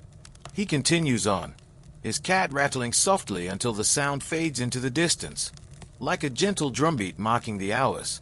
Deeper in the city, you find others at work too. Rome's cleaners, the people who sweep the streets long before daylight reveals their efforts. Armed with brooms made of bundled reeds, they move slowly down the alleyways, sweeping dust and debris into small piles. Their brooms whisper against the stone, creating a soft brushing sound that blends perfectly with the stillness of night. They talk softly among themselves, not loudly, but in gentle murmurs that rise and fall like the tide. One pauses to wipe his brow. Another points out a broken tile in the street. that he will bring to the attention of a local caretaker. Their work may seem small, but in the vast, crowded city of Rome, clean streets prevent illness, improve daily life, and ensure that the city continues to function smoothly. You stand and watch them for a while, feeling a quiet admiration. Their work is humble, yet essential, and they perform it with patience and dignity. As you wander further, you find other subtle hints of labor unfolding. A water carrier filling jars at a fountain, a stable boy brushing down a horse, a fisherman preparing nets before sunrise, a woman arranging her herb stall at the market for early trade. Each movement is small, but the collection of them creates a gentle hum beneath the silence. Rome's night workers are like tiny gears that keep the city's grand machine turning, even while most people sleep. And there's beauty in that. A soft, humble beauty, found only in places that never truly stop breathing. The city feels almost like a cradle now, rocking gently between the hands of its workers. You pause near a fountain, where a young man fills a jar of water from the flowing stream. The moonlight makes the water shimmer, like liquid silver. He finishes his task, lifts the jar with careful strength, and disappears into a nearby alley, on his way to deliver fresh water to households that depend on him each morning. The sound of the fountain continues after he leaves, its endless babble soft and comforting. You linger beside it a little longer, feeling that the water itself seems to whisper stories from centuries past. Eventually, the pull of sleep finds you again, soft, warm, and irresistible, like a gentle hand guiding you home. You return to your insula, ascending the familiar staircase, now lit by the faintest glow from a dying lamp on the wall. Your room welcomes you back, with the warmth of your blanket and the tiny remaining glow of the lurarium lamp. You lie down again, letting your muscles relax, your breath deepen, and your thoughts quiet. Outside, the bakers continue shaping dough. The carters continue guiding their donkeys. The cleaners continue sweeping the stones. They work not to disturb the night, but to preserve it, to maintain the rhythm of a city that never truly stops. Their soft sounds become your lullaby, the gentle scrape of brooms, the low rumble of wooden wheels, the whisper of dough being pressed and folded, the steady trickle of fountain water. They blur together into a serene, ancient harmony that seeps into your consciousness, like warm light filtering through closed eyes. And gradually, very gently, you drift back towards sleep, carried on the soft breath of Rome's tireless night workers. The deeper the night becomes in ancient Rome, the quieter everything seems on the surface. But beneath that quiet lies a delicate truth. The Romans carried with them every evening. Their homes, their walls, their streets were all more fragile than they appeared. Not in a frightening way, not in a dramatic, sudden panic, but in a constant, gentle awareness, a quiet knowledge that the ancient city lived in a balance between comfort and caution. You wake slightly in your straw bed, not startled, not alarmed, just stirred by a shift in the air. The room feels still, the walls warm from the heat of bodies around you, and the faintest tremor would expand softly beneath your mattress. Roman buildings, especially the tall insulae that housed thousands of everyday people, were living entities. They groaned, they sighed, they settled into themselves at night, the way a sleeping giant might stretch its limbs. It was part of the nightly melody of the city. You sit up slowly, letting the wool blanket fall gently across your lap, and listen to the soft creaking of beams above you. Nothing alarming, just a reminder of ancient wood, ancient stone, ancient walls adjusting to the night's coolness. You breathe slowly, feeling the grounding weight of the room's warmth. The Romans lived closely with their architecture, always aware of its strengths and its small vulnerabilities. You slip out of bed, draw your blanket around your shoulders, and step outside to the stairwell. A faint scent meets you. Warm, smoky, earthy. A nearby insula has a brazier glowing in a courtyard, and the smoke has drifted into the air like a sleepy ribbon. But the Romans knew, where there is fire, there must be caution. The city relied entirely on flame. Flame for cooking, flame for warmth, flame for light. A world without electricity is a world held together by flickering wicks and glowing coals. Every Roman night carried the gentle awareness. Fire brings life. But fire, if left alone, can wander. And so, the vigils, the Roman night watchmen, spent most of their time checking for stray sparks, listening for cracks, watching for smoke curled beneath a doorframe. Outside your insula, you see two watchmen now, moving through the narrow street, with slow, measured steps. One carries a small bucket of water, the other a curved metal hook, used to pull down burning debris if needed. Their silhouettes look tall against the lamplight, but their movements are calm, not rushed, not worried, just careful. They nod to you as they pass, offering the small comfort of their quiet vigilance. In all of Rome, the greatest danger was not the people, but the unpredictable dance of flame. In wooden rooms, held together by clay and rope, yet even this awareness was simply part of Roman life, not a fear, only a habit of caution, woven into the fabric of their nights. You return to your room, noticing how the insular walls feel older now in the stillness. Walls in Rome weren't permanent fixtures. They aged the way people did, cracked gently, shifted slightly with the passing of seasons, absorbed the memories of occupants. From your bed, you run a hand along the plaster, feeling the uneven texture, soft curves where repairs were made long ago, rougher patches where the stone beneath peeks through. These walls have seen dozens of families, each one leaving a faint imprint on the space. You lie down again, as a faint shudder of wood echoes above. Nothing sharp, just the sound of old beams, cooling in the night. You smile softly. These sounds are familiar now, the buildings settling like a gentle sleeper, deep in dreams. Romans knew their buildings were not attainable, especially the tall insulae built quickly to house the city's vast population. Some collapsed unexpectedly, but rarely with dramatic force. More often, walls bowed slowly over months. Floors softened little by little, beams weakened by age. People learned to read the signs. A crack that widened too fast, a floor that sloped a bit more each season, a wall that groaned loudly during cool nights. And when danger seemed near, families simply moved to the street level or slept at a relative's home until repairs were made. It was less a panic and more an accepted rhythm of life in a living, breathing city. You imagine a Roman family, moving bedding down the stairs, children carrying rolled-up mats, parents carrying baskets, everyone laughing softly, despite the inconvenience. In your insula, the walls feel sturdy tonight, comfortable, warm to the touch, alive in their ancient way. A faint breeze flutters the curtain, and the shadows straighten themselves along the wall. Later, you walk quietly to the far end of your neighborhood, where storage yards hold baskets of grain, stacks of firewood, an amphory of wine. Hey, the night has a different scent. Dry straw, cool stone, and the faint sweetness of ripened olives. The workers have left for the night, but the goods remain, and with them the soft vulnerability that made Romans wary. A stray spark carried by the wind could catch on a wicker basket. A falling ember from a lamp could tumble into straw. Even a small rodent could knock a lamp over. The Romans knew this, and so they designed the yards with white stone sections between goods to slow the spread of flame if it ever came. You step into one of these yards, listening to the faint night breeze, shifting the tops of stacked baskets. Nothing moves but shadows. Nothing disturbs the air but the smallest breeze. Even in vulnerability, the city feels calm. When you finally return to your room, the lamplight in your lararium glows softly, still burning but lower now, like a final warm breath before rest. You lie down, letting the wool blanket settle across your chest, and close your eyes to the familiar sounds.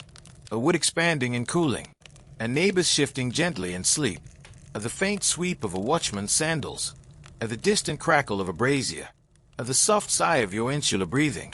These are the gentle dangers of Rome, the natural sounds of a world built from wood, clay, and fire. Not threats, but reminders of how alive the ancient city truly was. Slowly, peacefully, the fragile beauty of the ancient night carries you back towards sleep, wrapped in the warmth of Rome's timeless breath. Night in ancient Rome does not belong solely to sleep. There are places in the city where the night stretches warm and inviting, where the darkness is softened by steam instead of shadows, and where silence mingles with echoes in a gentle, soothing way. And nowhere is this more true than in the Roman bathhouses, the thermae and balneae, that dotted the city like glowing lanterns of warmth and water. Most Romans visited bathhouses in the late afternoon or early evening, but some came late, very late, especially workers finishing long shifts, travelers arriving after dark, night guards finishing early rounds, or simply those who crave quiet more than bustling social chatter. Tonight, you find yourself drawn toward one. The streets have grown cooler as the night deepens, the lamps dimmer, the distant voices softer. After leaving your insula, your steps follow the faint, comforting scent of heated water and herbal oils.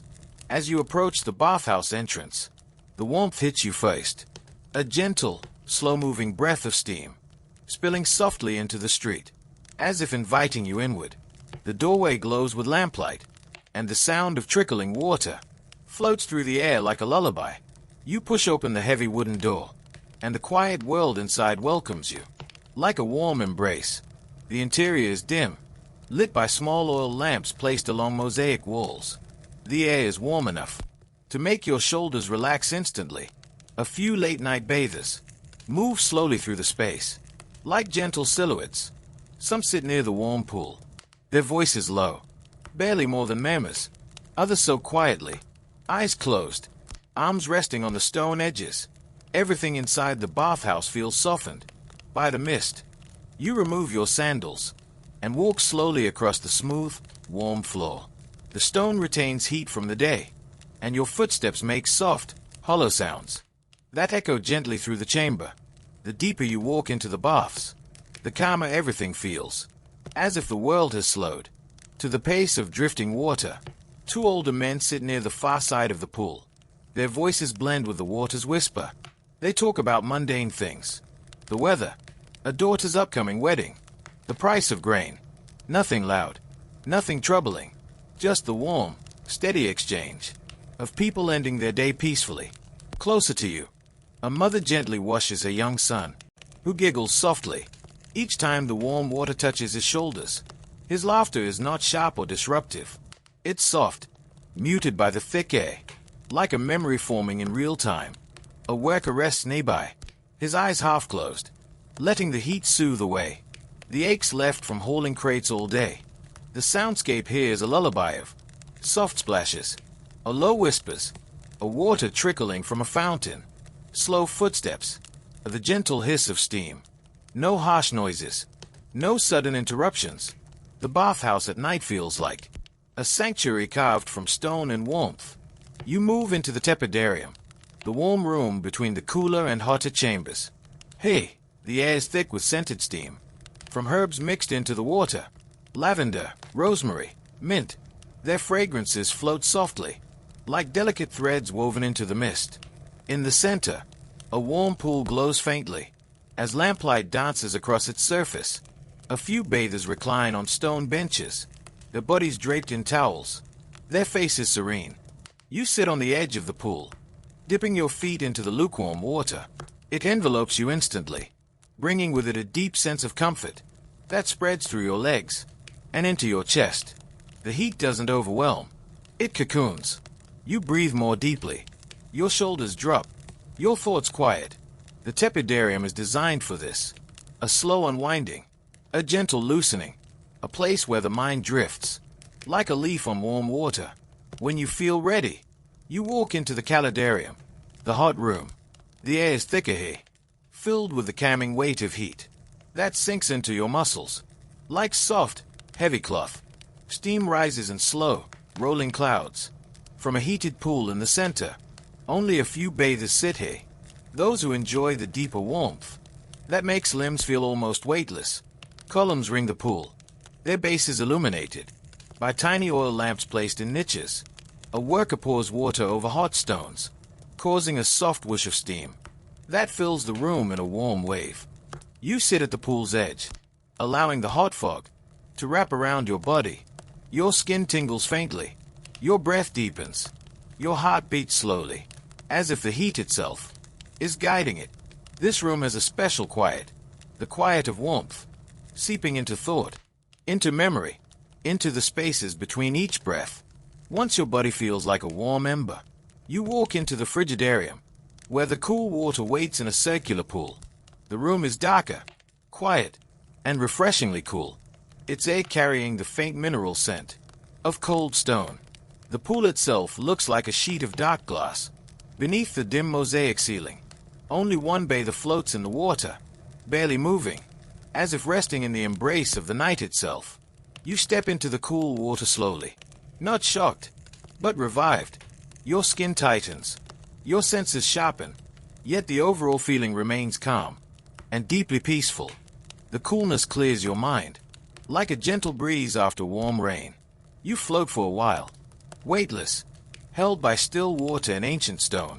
When you leave the pool, you wrap yourself in a soft towel and walk slowly back through the warm rooms. The heat slides off your skin, like a fading embrace. Your body feels light, your breath slow, your mind softened. As you step outside the bathhouse, the cool Roman night greets you with tender silence.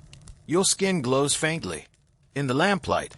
The scents of herbal steam linger around you. Your limbs feel loose and dreamy. Every step feels soft, as if the world has patted itself just for your comfort. The city seems quieter now, as though the bathhouse warmth has followed you outside and spread across the stones. You walk slowly back to your insula, feeling sleep tugging softly at your thoughts. Your room awaits, still warm, still dimly lit by the fading glow of your small oil lamp. You lie down again, your body sinking deeply into the straw mattress, eyes halfway closed. Even before your head fully settles, the memories of warm water, quiet voices, and soft steam float around you like gentle clouds. You inhale, you exhale, and the ancient Roman night receives you once more into its slow, peaceful rhythm. Not everyone in ancient Rome slept easily. Some found themselves waking in the deep hours of the night, their minds too active, their thoughts too restless, their bodies too aware of the shifting softness around them. And yet, even sleeplessness in Rome had its own gentle rhythm, its own quiet rituals, its own peaceful invitations to wander softly into the night. Tonight, sleep slips through your fingers like warm sand. Not unpleasantly, just softly, like your mind is whispering that the night still has more to show you. So you rise from your straw mattress, wrap your wool cloak over your shoulders, and step once again out of your insular room, into the breath of the ancient Roman night. The air outside feels cooler now, as if touched by the airy hint of approaching dawn. The lamps have burned lower, their flames smaller, their glow softer, but Rome still lives beneath the quiet surface, in the footsteps of the sleepless. Not far from your insula, you notice a warm glow spilling from an open doorway. Someone is awake, not working, not worried, just quietly preparing food. In the stillness of the night, a middle-aged woman stands by a clay stove, gently warming a small bowl of leftover stew. Her movements are unhurried, almost graceful. You can see her silhouette against the lamplight, stirring, pausing, tasting, adding a pinch of herbs with practiced fingers. Her young daughter sits nearby, legs folded beneath her, half asleep, murmuring faintly to herself. Perhaps she woke with hunger. Perhaps she had a dream. Perhaps she simply needed her mother's quiet presence. The smell of the stew drifts into the street, a soft, savory warmth that blends with the night air. Not far from your insula, you notice a warm glow spilling from an open doorway. Someone is awake, not working, not worried, just quietly preparing food. In the stillness of the night, a middle-aged woman stands by a clay stove, gently warming a small bowl of leftover stew. Her movements are unhurried, almost graceful. You can see her silhouette against the lamplight, stirring, pausing, tasting, adding a pinch of herbs with practiced fingers. Her young daughter sits nearby, legs folded beneath her, half asleep, murmuring faintly to herself. Perhaps she woke with hunger. Perhaps she had a dream. Perhaps she simply needed her mother's quiet presence. The smell of the stew drifts into the street, a soft, savory warmth that blends with the night air. The woman offers you a small nod of greeting, as if to say, sleeplessness is nothing to fear. Have some warm food. Let the night pass gently. You continue on, feeling the warmth of the scene linger behind you. Rome was filled with thinkers, men and women who sought meaning. In the stars, in silence, and in the stillness between hours. As you pass through a small courtyard, you hear a soft, thoughtful voice drifting through the air. A lone philosopher, older, wrapped in a simple cloak, sits beneath a fig tree near a small garden shrine. A tiny oil lamp rests beside him, its flame flickering like a quiet heartbeat. He holds a wax tablet on his knees, stylus in hand, pausing between thoughts, as if waiting for inspiration to settle gently on his shoulders. He doesn't seem troubled. He doesn't seem lost. He seems curious, peacefully awake. Every so often he looks up at the sky, as if expecting it to answer a question only he can hear. He glances toward you, smiles faintly, and returns to his writing, content with the night's company. Rome's poets were among the city's softest dreamers. Some wrote during the bustle of daytime, but many found their truest thoughts only in the quiet embrace of the night. You turn down a narrow street, lined with old timber balconies, when you hear a voice, not loud, not recited, but softly humming fragments of verses. A young poet leans against a column, scratching ideas on a small piece of parchment. His face is thoughtful, eyes unfocused, as if listening to words that have not yet arrived. The street is his companion, the shadows his audience, the night his ink.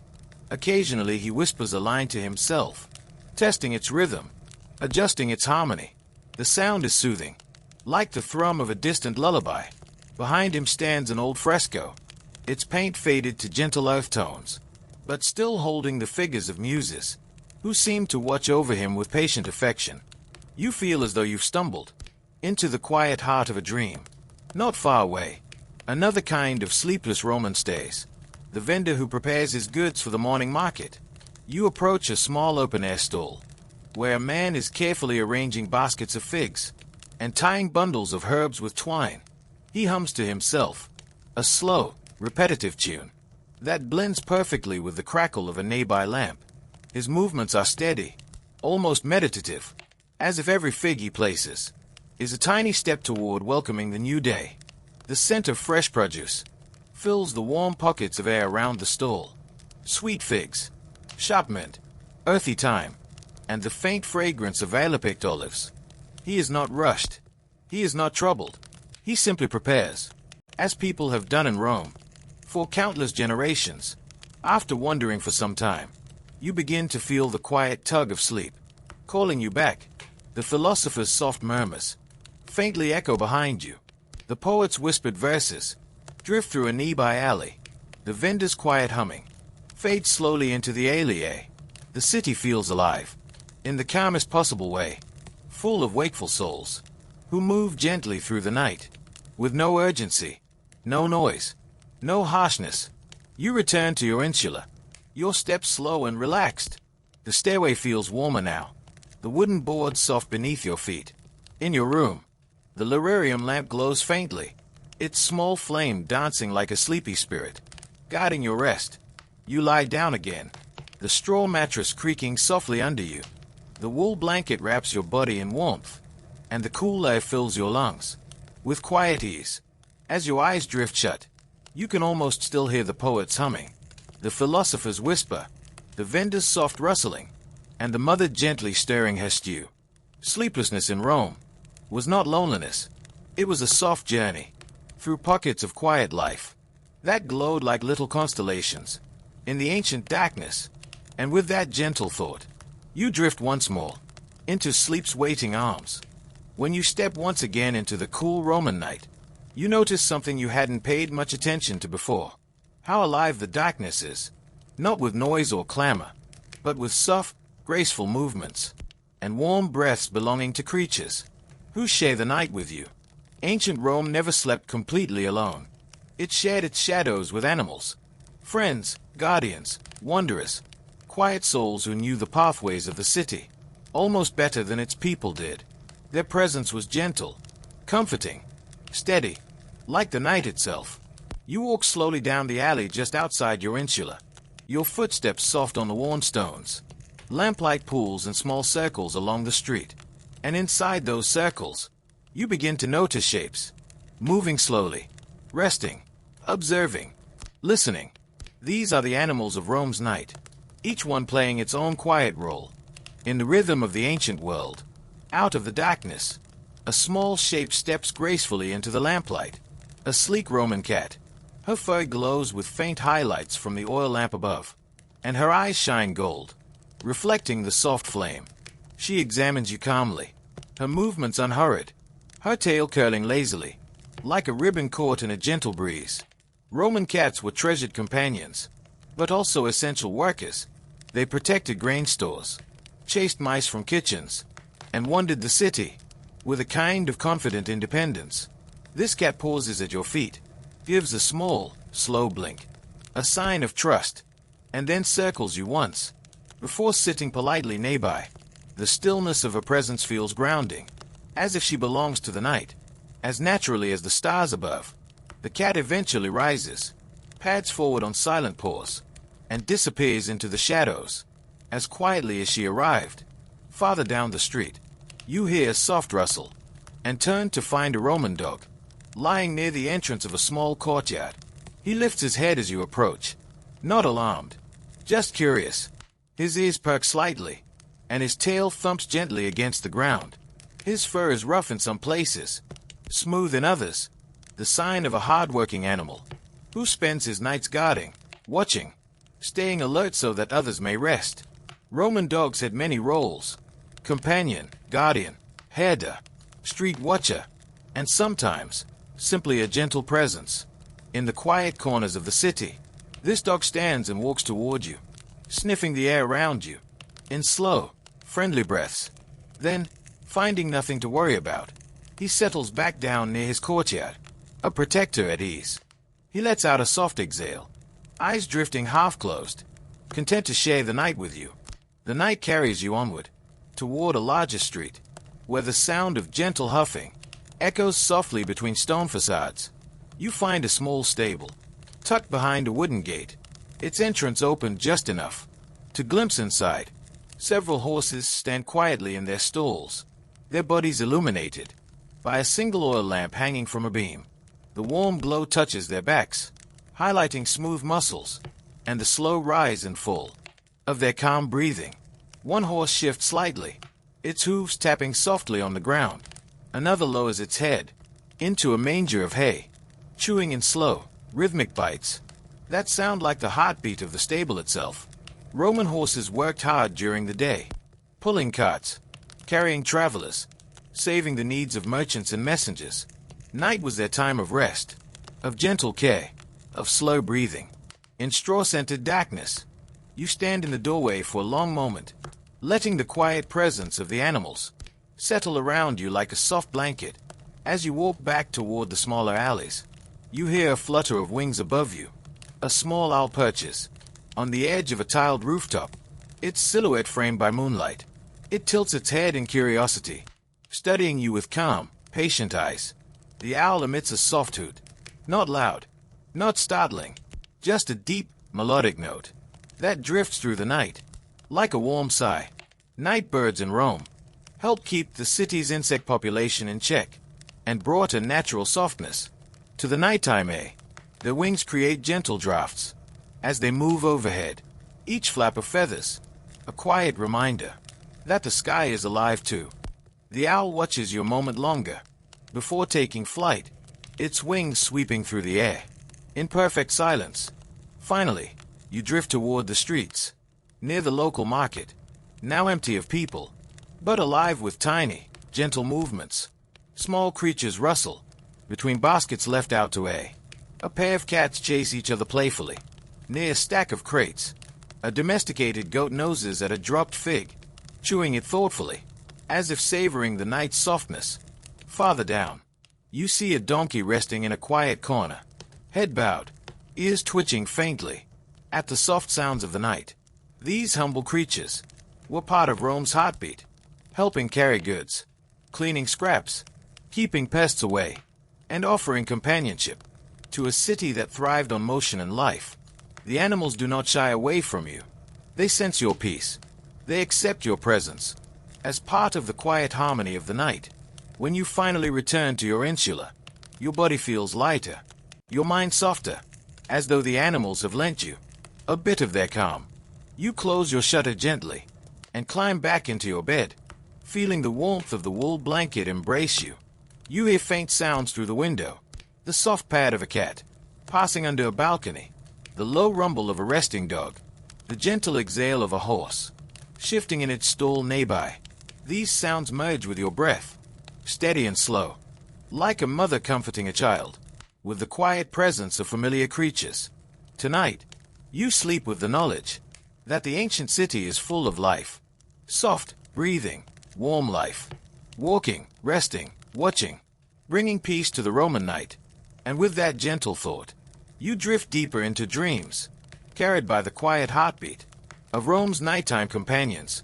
Before dawn fully arrives in ancient Rome, there exists a rare and delicate moment, a breath of time so soft, so quiet, so beautifully fragile, that it feels like stepping into the space between one world ending and another beginning.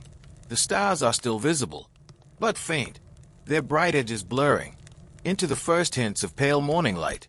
The moon hangs lower, its glow gentle and tired, as though ready to rest after a long night's watch. And the city, though still mostly asleep, has begun to stay. In subtle, tender ways. You rise from your straw bed, your body warm beneath the blanket, your mind slow and peaceful. From the deep quiet of the night sky, the air feels cooler now, carrying a freshness that only comes in the quiet hour, before dawn breaks open the day. You wrap your cloak around your shoulders and step softly into the street. The lamps burn dimmer than ever, their oil almost spent, their flames tiny and trembling, like small golden hearts, beating out the last rhythms of the night. You hear it before you see it, the warm, rhythmic hum of a baker's paddle, pressing bread from the oven. Rome's bakers begin long before the sky brightens. Their ovens must already glow with heat before the city wakes hungry. You approach a bakery where faint orange light leaks through a small arched window. Inside, the bakers move slowly, not out of weariness, but with a peaceful familiarity, a rhythm carved into their muscles by years of early mornings. One man kneads a mound of dough, his hands coated in flour that looks silver in the low lamplight. Another slides loaves into the oven, the fire crackling softly, casting warm shadows that dance along the mosaic-tiled floor. The smell, a deep, rich fragrance of wheat and smoke, wraps around you like a warm blanket. You stand there a moment, letting the warmth spill out onto the street. Like soft breath, it feels like the first heartbeat of the new day. As you continue walking, you begin to hear the faint creaking of wooden wheels on stone. Two farmers, men from the surrounding countryside, lead a small cart toward the marketplace, its wheels wobbling gently over the cobblestones. Their faces are calm, wrapped in cloth against the cool air, their hands tucked into woolen sleeves. On the cart, bundles of herbs, vegetables, and fresh-cut greens rest beneath a blanket of morning dew. Occasionally, a sleepy chicken shuffles inside a wicker cage, its feathers fluffing in the chill. The farmers speak softly to each other, their voices low and steady, like a quiet conversation that has lasted through many seasons. Their presence is peaceful, their steps unhurried. In the dim light, they look like figures walking out of a dream. Rome's temples also begin their day quietly, with priests who rise not long after the stars begin to fade. You make your way toward the slope of a small hill, where a modest temple stands, bathed in pre-dawn shadows. The priest arrives as you do, clad in simple robes that move softly with his steps. He carries a small bronze bowl filled with herbs and a clay lamp whose flame flickers like the first whisper of morning. He climbs the temple steps with solemn calm and enters the inner chamber. Moments later, a new flame sparks within the sanctuary, glowing in the dimness, like the rebirth of light itself. This ritual, the tending of the sacred fire, marks the spiritual beginning of the Roman day. The priest lights incense, its gentle smoke rising in a slow spiral that curls toward the ceiling. Like a soft exhale, the scent drifts outward, mingling with the cool air and the faint warmth from the baker's ovens. It is the calm blending of the sacred and the everyday. As dawn creeps closer, you begin to hear the soft, rhythmic splash of water being scooped from a fountain. A group of water carriers, often the earliest risers, fill jars and amphorae for delivery to households that rely on them each morning. The fountain's stone bowl glimmers faintly in the first hints of light, its surface rippling as the carriers dip their jugs. With practiced hands, their footsteps echo softly as they move down the street, each jar balanced carefully across their shoulders. The quiet splashes feel like a gentle, watery lullaby, a sound that seems to wash the city awake. With slow, soothing rhythm, you pause at the fountain, running your fingers through the cool water. It feels crisp, refreshing, like the first breath of the coming day. Finally, the sky begins to truly change. The deep blue of night softens into a muted violet, the color of grapes, touched by early frost. Then slowly, almost imperceptibly, a band of pale gold stretches across the horizon, warming the edges of the rooftops. The first birds begin to call. Soft chirps, gentle warbles, nothing loud or sudden. The lamplight in the streets looks weaker now, as the natural glow of the waking sky begins to take its place. A vendor opens the shutters of his stall. A dog stretches and yawns. Laundry stays lightly on a balcony. The world returns from its soft, ancient dream. You walk slowly back toward your room, your steps quiet, your heart calm. The city has begun to breathe again. A long, slow, waking breath that carries with it the warmth of fresh bread, the perfume of incense, the earthy scents of morning herbs, and the soft hum of an ancient world coming alive. As you lie down once more, the wool blanket pulls you gently into its warmth. Outside, Rome is stretching, waking, glowing. Inside, you drift, slowly, deeply, into rest once again. Because in Rome, even the dawning day feels like a lullaby. The first light of dawn has finally begun to stretch across the rooftops of ancient Rome, painting the edges of the city with a tender, golden glow. The night is not gone, not fully, but it lingers at the corners of the alleys, as if reluctant to leave the calm world it shaped in the darkness. You rise once more from your simple straw bed, your body still warm beneath the blanket, your mind soft and unhurried. The air in your insula feels lighter now, carrying faint scents of bread, fresh herbs, damp stone, and the early murmur of waking voices. Outside, Rome begins its slow, gentle shift into the rhythm of another day. You wrap your wool cloak around your shoulders and step into the street, blinking softly in the early glow. The sky has melted from deep blue into soft bronze, and the lamplight seems shy now, its glow surrendering to the growing morning. A distant rooster calls. A few birds hop along a rooftop. The first human voices murmur, gentle, blending with the sound of cats rolling over the stones. You follow those sounds as they guide you toward the heart of the waking city. The marketplace, still empty just an hour before, now flickers with soft signs of life. A vendor rolls open a wooden shutter. Another arranges small clay pots in a careful line. A woman spreads a linen cloth over her stall's narrow counter, smoothing it gently with her palms. The early sunlight creates long shadows that stretch across the stones, like peaceful companions. At first, there are more vendors than customers, a quiet, early gathering of workers who know the day's rhythm intimately. Their voices remain low, soft, almost secretive, as if they are afraid to fully break the quiet spell of dawn. As you walk between the forming stalls, you notice the beautiful mixture of early morning colors spread across the tables. Fresh grapes glisten with dew. Pomegranates glow like small rubies. Figs rest in woven baskets, soft and purple, their skins splitting gently from ripeness. A woman arranges herbs in small bundles. Mint, basil, thyme, rosemary. Their scents rise into the air, like the first breath of the waking day. A baker arrives with a tray of warm loaves. their crusts golden, their bodies still steaming from the oven. You close your eyes for a moment and let the warm smell of bread settle around you like a soft blanket. The mixture of scents, warm dough, fresh fruit, morning herbs, feels like a gentle kind of magic.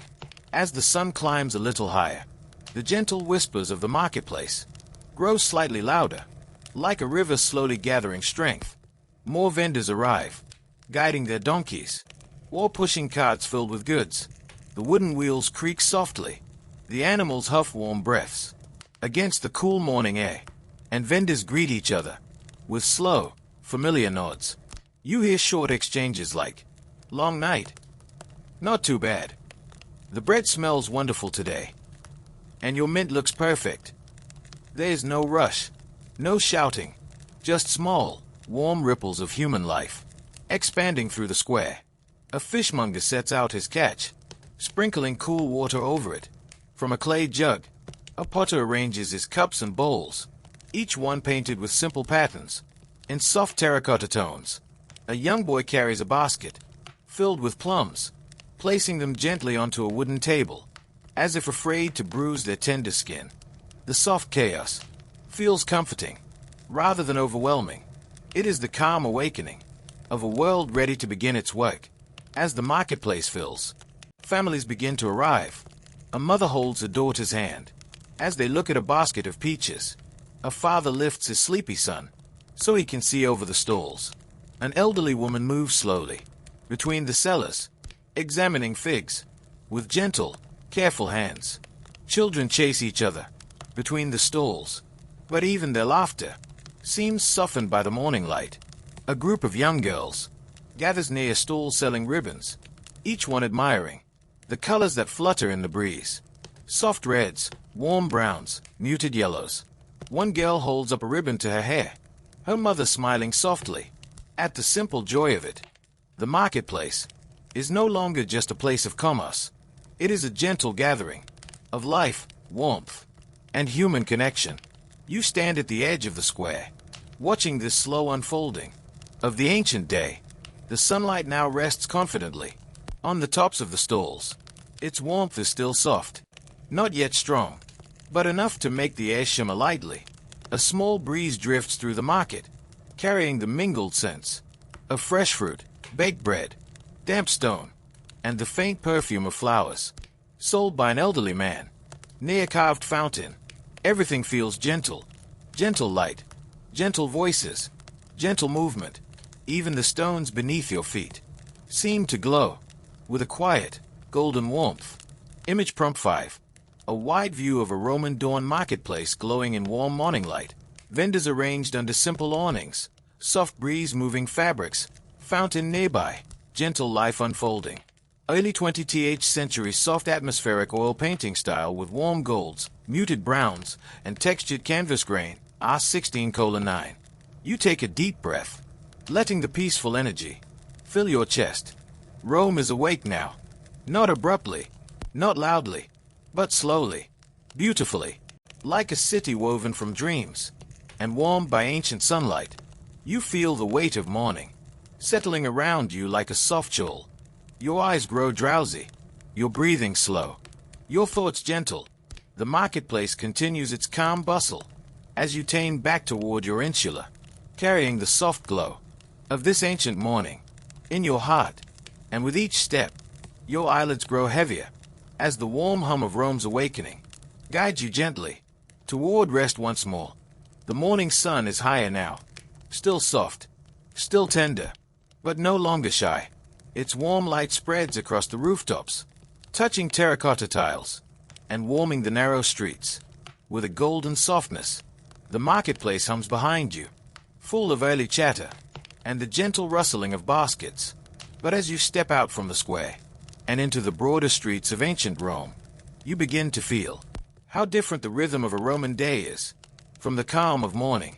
Not dangerous, not chaotic, just steady, demanding, and quietly tiring, in a way that grows heavier as the hours pass. The Romans were strong because they had to be. A day in Rome was not lived in comfort, but in motion. Endless, unrelenting, ancient motion. You begin to walk, your cloak brushing softly against the stone walls of your insula, and the first wave of daily life greets you like a warm tide. The wider streets of Rome are already filling with people. Merchants, slaves, laborers, children carrying water jars, scribes heading toward offices, craftsmen rolling up their sleeves to begin their work. Carts creak steadily under the weight of goods. Donkeys shuffle patiently, their ears flicking like small flags. In the morning light, vendors call out softly, inviting early customers. With calm, practiced voices, you feel the subtle pressure of bodies moving past you, not pushing, but weaving, each step part of a larger living tapestry. The crowd never stops, even at its gentlest. Rome is always awake. The stones beneath your feet are uneven, worn by thousands of footsteps. Over centuries, walking them requires attention, a small, constant effort that adds its own quiet fatigue. As the sun climbs higher, you pass workshops, already alive with activity. A blacksmith lifts his hammer, again and again, each strike ringing like a slow, steady heartbeat. Sparks drift gently in the air before fading into nothing. A potter spins his wheel, shaping soft clay with careful, patient hands. Sweat beads on his brow. Even this early in the day, a seamstress sits in the doorway of her tiny home, threading a needle with practiced ease, her back already rounding from long hours of work. Everywhere you look, there's movement, purposeful, precise, and never-ending. Even simple tasks require effort. Hauling water, cutting wood, kneading dough, scrubbing floors, mending nets, cleaning streets. You pass a group of laborers, carrying stone blocks on their shoulders.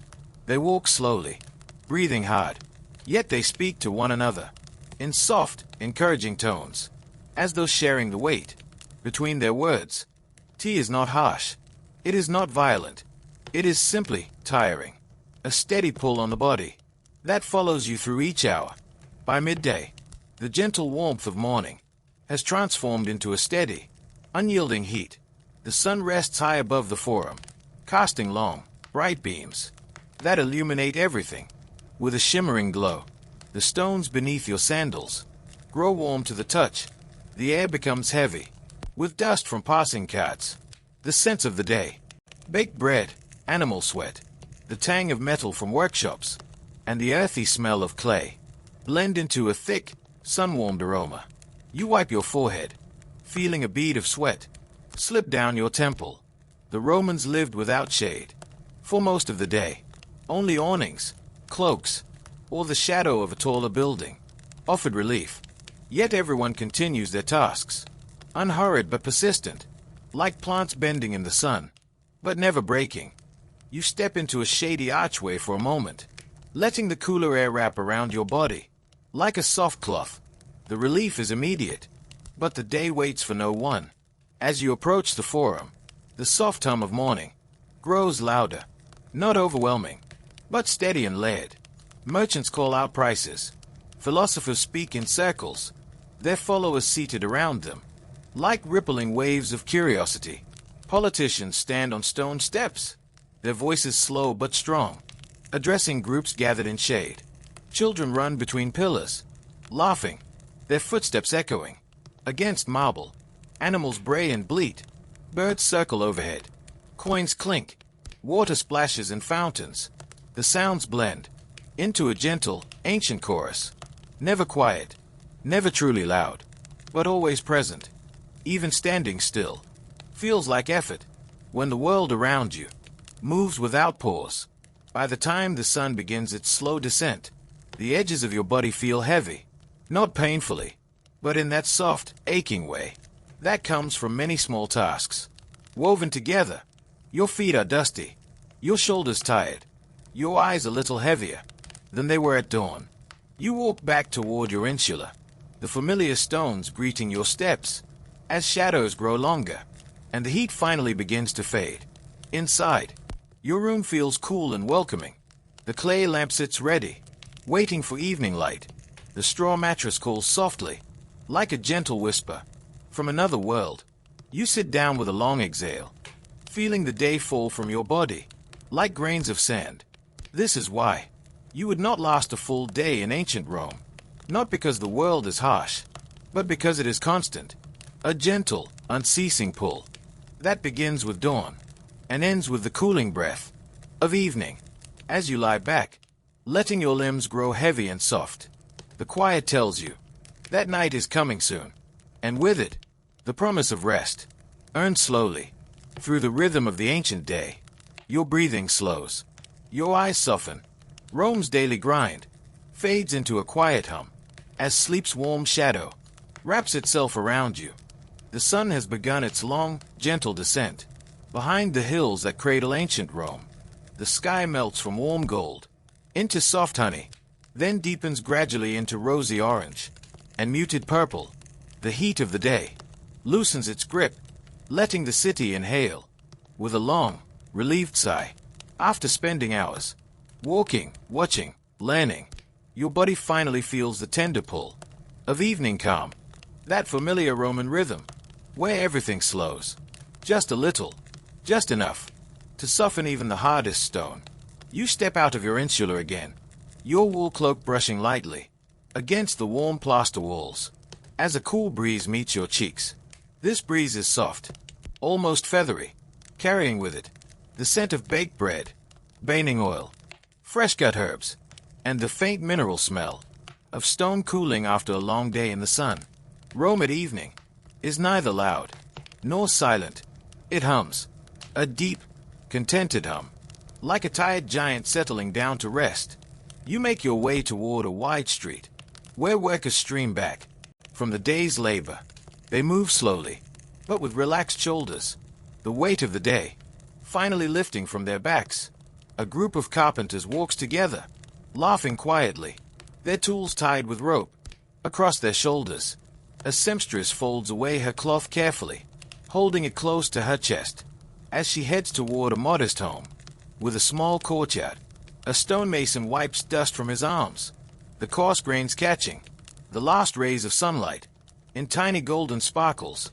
Their faces are tired, but peaceful, the way faces look when the hardest work is behind them, and rest is only a few steps away. The soft murmur of their voices drifts through the air, like a lullaby of the ancient city. As the sky darkens, you begin to smell the gentle aromas of evening meals floating through the narrow streets. A woman stays a pot of lentils over a small clay stove just outside her doorway. Next door, an elderly couple shares a simple meal on a wooden table set beneath a fig tree. Across the way, a family gathers around a brazier, its warm glow flickering on their faces as they break bread and pass olives in a wooden bowl. The evening meal is not extravagant, just bread, vegetables, a dish of beans, a piece of cheese, maybe figs, if the season has been kind. But the warmth of these meals fills the street like a soft hum, wrapping the neighborhood in a sense of gentle togetherness. You pause to watch as a young boy feeds crumbs to a pair of sparrows at his feet. The tiny birds chirp softly, their wings fluttering in the fading light. It is the kind of scene that feels timeless, a moment of peace, shared by people who have lived a long, honest day. The sun dips lower, and Rome begins its nightly ritual of lighting lamps. Small flames catch one by one along the streets, glowing within clay or bronze fixtures held by hooks in the walls. These lamps do not shine brightly. Their glow is gentle, amber, soft like the inside of a seashell. Children watch curiously as their elders light them, their eyes wide. In the slow dusk, the city transforms from gold to orange, then to a warm collection of tiny flickering hearts spread across stone alleys. You stand near one lamp, watching the flame dance within the small glass bowl, its light flowing over the cracks in the wall like liquid honey. The shadows lengthen, growing deeper, but never threatening, just restful, like a blanket pulled gently over the shoulders of the city. You feel yourself slipping into the slow rhythm of evening's embrace. You wander farther, toward a small square, where a public fountain glimmers in the dim light. A man washes the dust from his face. A woman fills a small jug with fresh water to take back to her family. Nearby, a pair of older men sit on a stone bench, their voices low, their conversation unhurried. They speak of small things: the weather, a neighbor's sick goat, the harvest, the distant chatter of children playing. Nothing urgent, nothing sharp, just gentle words, floating into the evening breeze. A donkey settles down in a corner, with a slow, sleepy groan, its ears twitching softly, as it prepares to rest. A cat stretches beneath a pottery stool, then curls into a tight circle, its tail wrapped neatly around its paws. The city's creatures grow still, nestling into the stone nooks they call home. Everything slows, everything softens, everything breathes. You make your way back to your insula one final time, your feet tracing familiar stones that feel warmer now, as if holding the memory of the day's sunlight. Inside your small room, the last traces of dusk slip through the shutters in faint lines of soft light. Your lurarium lamp flickers gently, its flame steady and warm. You settle onto your straw mattress, pulling the wool blanket close, feeling the weight of the day slip from your body like an exhale. As the darkness deepens, the city grows quiet. Shadows stretch along the walls. A faint breeze cools the air, and somewhere far away, a lonely flute plays, a soft, wandering tune. Rome has settled. The world around you is wrapped in peace. You close your eyes, your breath slow and quiet, your mind drifting gently between memory and dream. The Roman day is over now. Its work is home, its lamps lit, its fires tended, its animals resting, its sky deep and calm. As sleep folds around you, with soft, ancient hands, you realize why surviving a single night in ancient Rome was nearly impossible. Not because of danger, but because the city itself never stops moving through cycles of dawn, day, dusk, and dream. A world too rich, too alive, too full of quiet beauty to ever let you go.